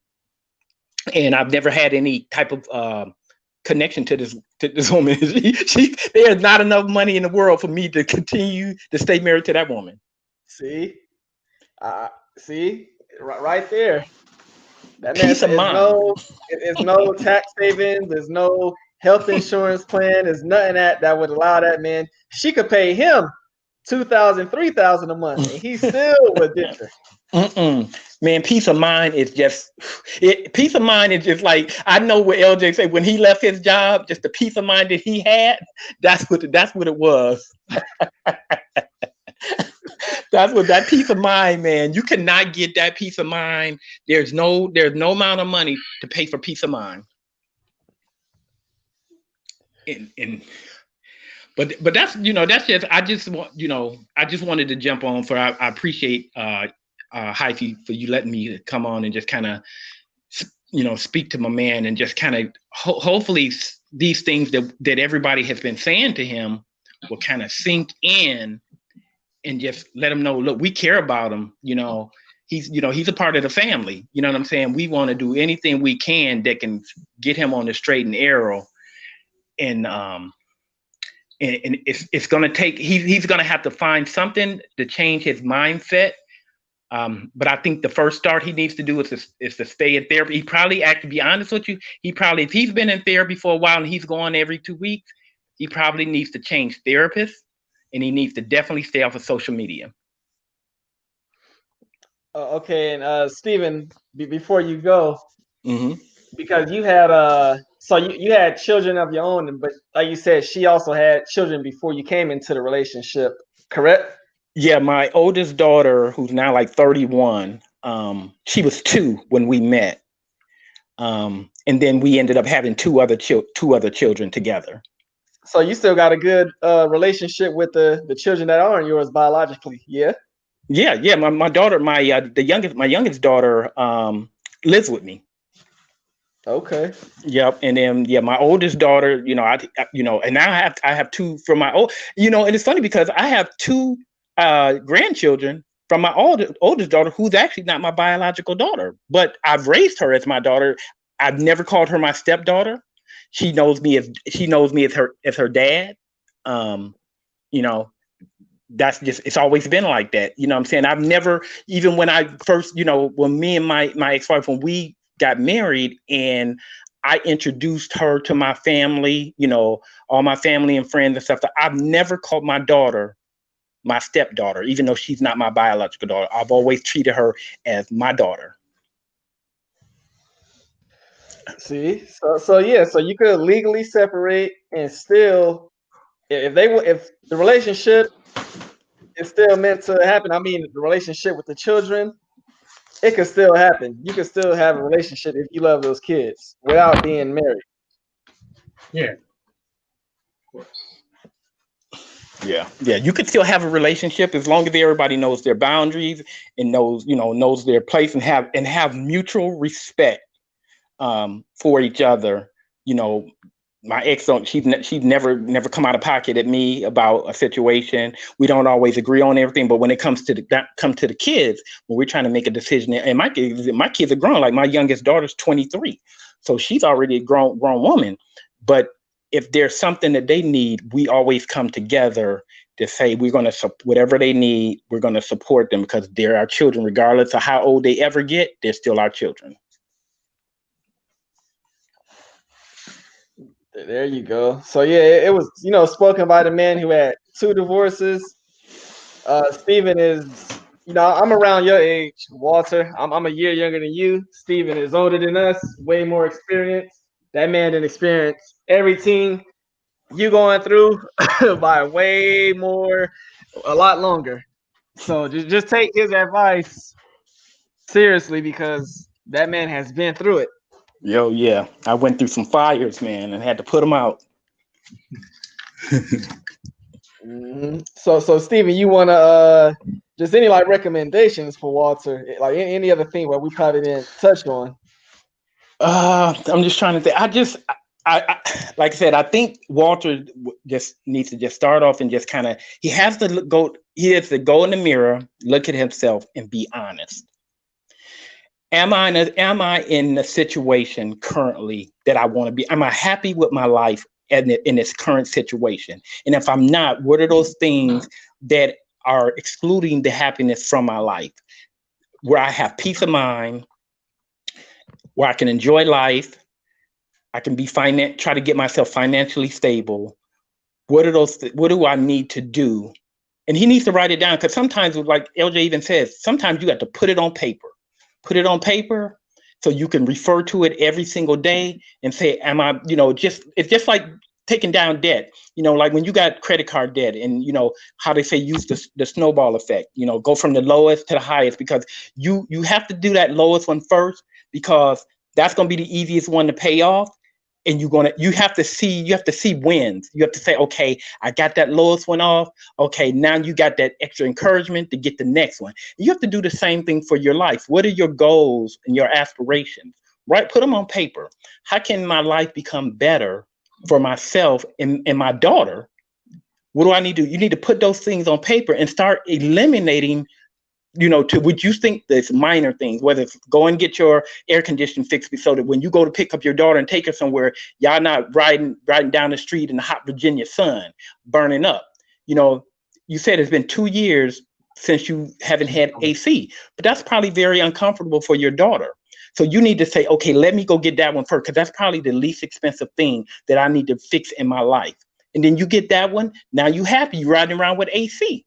Now you go to the next one. What do I need to exclude that's hindering my life from being better? Knock that next one off and keep moving on. But eventually, you're going to get to that one where it's going to say divorce. And you have to answer to that divorce and say, okay, let me exclude that. But you have to believe it. You have to believe that it's going to make your life better. Because until you believe it, it'll never get done. You'll be like, now you're in your 30s, you'll be in your 50s, and you'll meet some woman, you'll be like, man, this one is the one right here. And you're gonna tell her, yeah, you know what? I've been married. Well, I've been married for 40 some years. So really? Yeah. But where's your wife? Well, we still legally separated, but I just never got a divorce. And that woman's gonna walk away because she's gonna see that's very irresponsible. She's not going to want to be attached to a man that has been responsible for his life for over 40 years, still attached to a woman he has no relationship to. Facts. And Walt, that might be that one woman who don't want a man that appears weak, who doesn't want a man for his money. And if she see that, she also going to say you allowed another woman to walk all over you. And that's going to turn her off. Mm-hmm. Yep. That's straight. There you go. But thank you, Hyphy, for letting me jump on. I just wanted to kind of I couldn't listen any longer. I saw some of the people drop off. The LJ left out. I said, let me jump on and just kind of give him some words of encouragement, say it will get better. Because you right now, Walt, there's nowhere else that you can go but up. It can't do nothing but get better. Mm-hmm. And we're probably get into this stuff another time. And Stephen, you definitely qualified to give advice because you got real life experience about this whole topic. You could probably predict this man things he didn't been through and his future. So you really qualified to speak on it. So yeah, if next time this comes up, I'm gonna definitely be looking for you. All right, appreciate it. Thank you, family. All right, big ups. All right, I'm out. Yeah, we're gonna close out. While you got just want to give the people some last words, and we'll come back on another time. Yeah, man. Sorry, the story was everything that happened, everything that was going on that was talked about today might have been irritating for the ear for a lot of people. I apologize for that. I don't know what I could have done about that, but then I appreciate the ones that did stay. And I guess next time it'll be somebody else, maybe. Yeah, well, definitely. Like I said, the next time we get on, and we'll probably hop back on again But I hope other people come in, give you some good advice. But yeah, I mean, you always welcome to come back on here, and you got people just throwing out advice because they want to see you do better for yourself. They ain't trying to knock you down and nothing like that. So just understand, even if it's criticism for the right reason. Yeah. All right. So yeah, next time we on, yeah, I'll get you on. Yeah. All right. Well, peace out. All right. Peace. All right, y'all. So look, man's going to go ahead and close this thing down. I don't know if we're going to do a Discord voice chat later on today. I'm gonna put it out, so I know we kind of worn out. So I don't know. If so, I'll throw it on the Discord. But yeah, this is definitely a long one. It went from me and Amina having to build to doing some relationship or divorce counseling, what have you not. Me and Amina, we should start a goddamn divorce court show. Yeah. Hyphy walking in with his goddamn Rasta braids swinging around and Amina with that goddamn gravel. Yeah. So but yeah, this was a cool one. It was just a last minute team that me and Amina came up with. We threw it to y'all, didn't know it was gonna go this long, didn't know it was gonna take the turn it did, but it is what it is. I don't know the next time y'all gonna see LJ come on, but probably sometime during the week. It's good. We could give him a break. What else? Okay, yeah, all of the descriptions are in the all of the links are in the description of this video. Even a Discord server, if y'all want to sign up for that, or get in there, it's free. All you got to do is sign up for Discord and click that link, join, and y'all can come in there and have some builds with us. If y'all want to hear people like Cosmic and Andre who be talking some real good wisdom, that's where y'all going to hear them speak at. So yeah, hop up in there. Of course, the members only, the North of Zero premium group that LJ has on Discord. Sign up for that if y'all want to get access to those videos.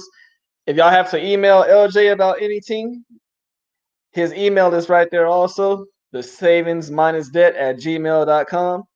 It's in there for y'all. If y'all need to speak to that man, ask him a question, shoot him a recommendation, any type of constructive criticism, whatever, y'all can email that man right there. So yeah, I will be on Discord sometime later today, bumping into y'all. If y'all got any other questions that y'all want to throw out there, hey, we're gonna be on Discord. All right, let me read these last few. Okay, yeah, Steven saying, yeah, she's debt free now. Need to apologize while SMD family is here to help you. Yeah, and I just want to point that out again. Every comment, every critique that came true, it was some constructive criticism. It was to help that man out, not to destroy him. Hell, that man was on the panel for over 2 hours. You can't do that on many other channels. I don't know any other channel that's gonna let you hop on for over 2 hours and just give you whatever advice they can. Members coming in left and right, unless it's a goddamn drama show or a scam, and ain't none of that going on here because I wouldn't be a part of it. But yeah, yeah, I don't know the next time LJ is gonna come on, but just look out for that, man. We gonna have some conversation in Discord again. So let me throw this link up in here one more time, real quick. All right, where it's at. So yeah, if y'all want to bump heads with us behind the scenes on whatever y'all got to say, here it is. Let me post it right here. This is the Discord link. Y'all can join that Discord server. Like I said, it's free. Just come up in there and we have built. Other than that, we've been on for over 3.5 hours. So I'm gonna take a break, get up off here. Y'all, yeah, if y'all got any questions, comments, recommendations, whatever, I'm Hyphy. Y'all can just holler at me on the Discord server. Once again, everything you heard in this stream was all for entertainment purposes. It was all lies. It was all fake. This cannot be used against LJ or anybody from the SMD server. This is all just entertainment. We up out of here.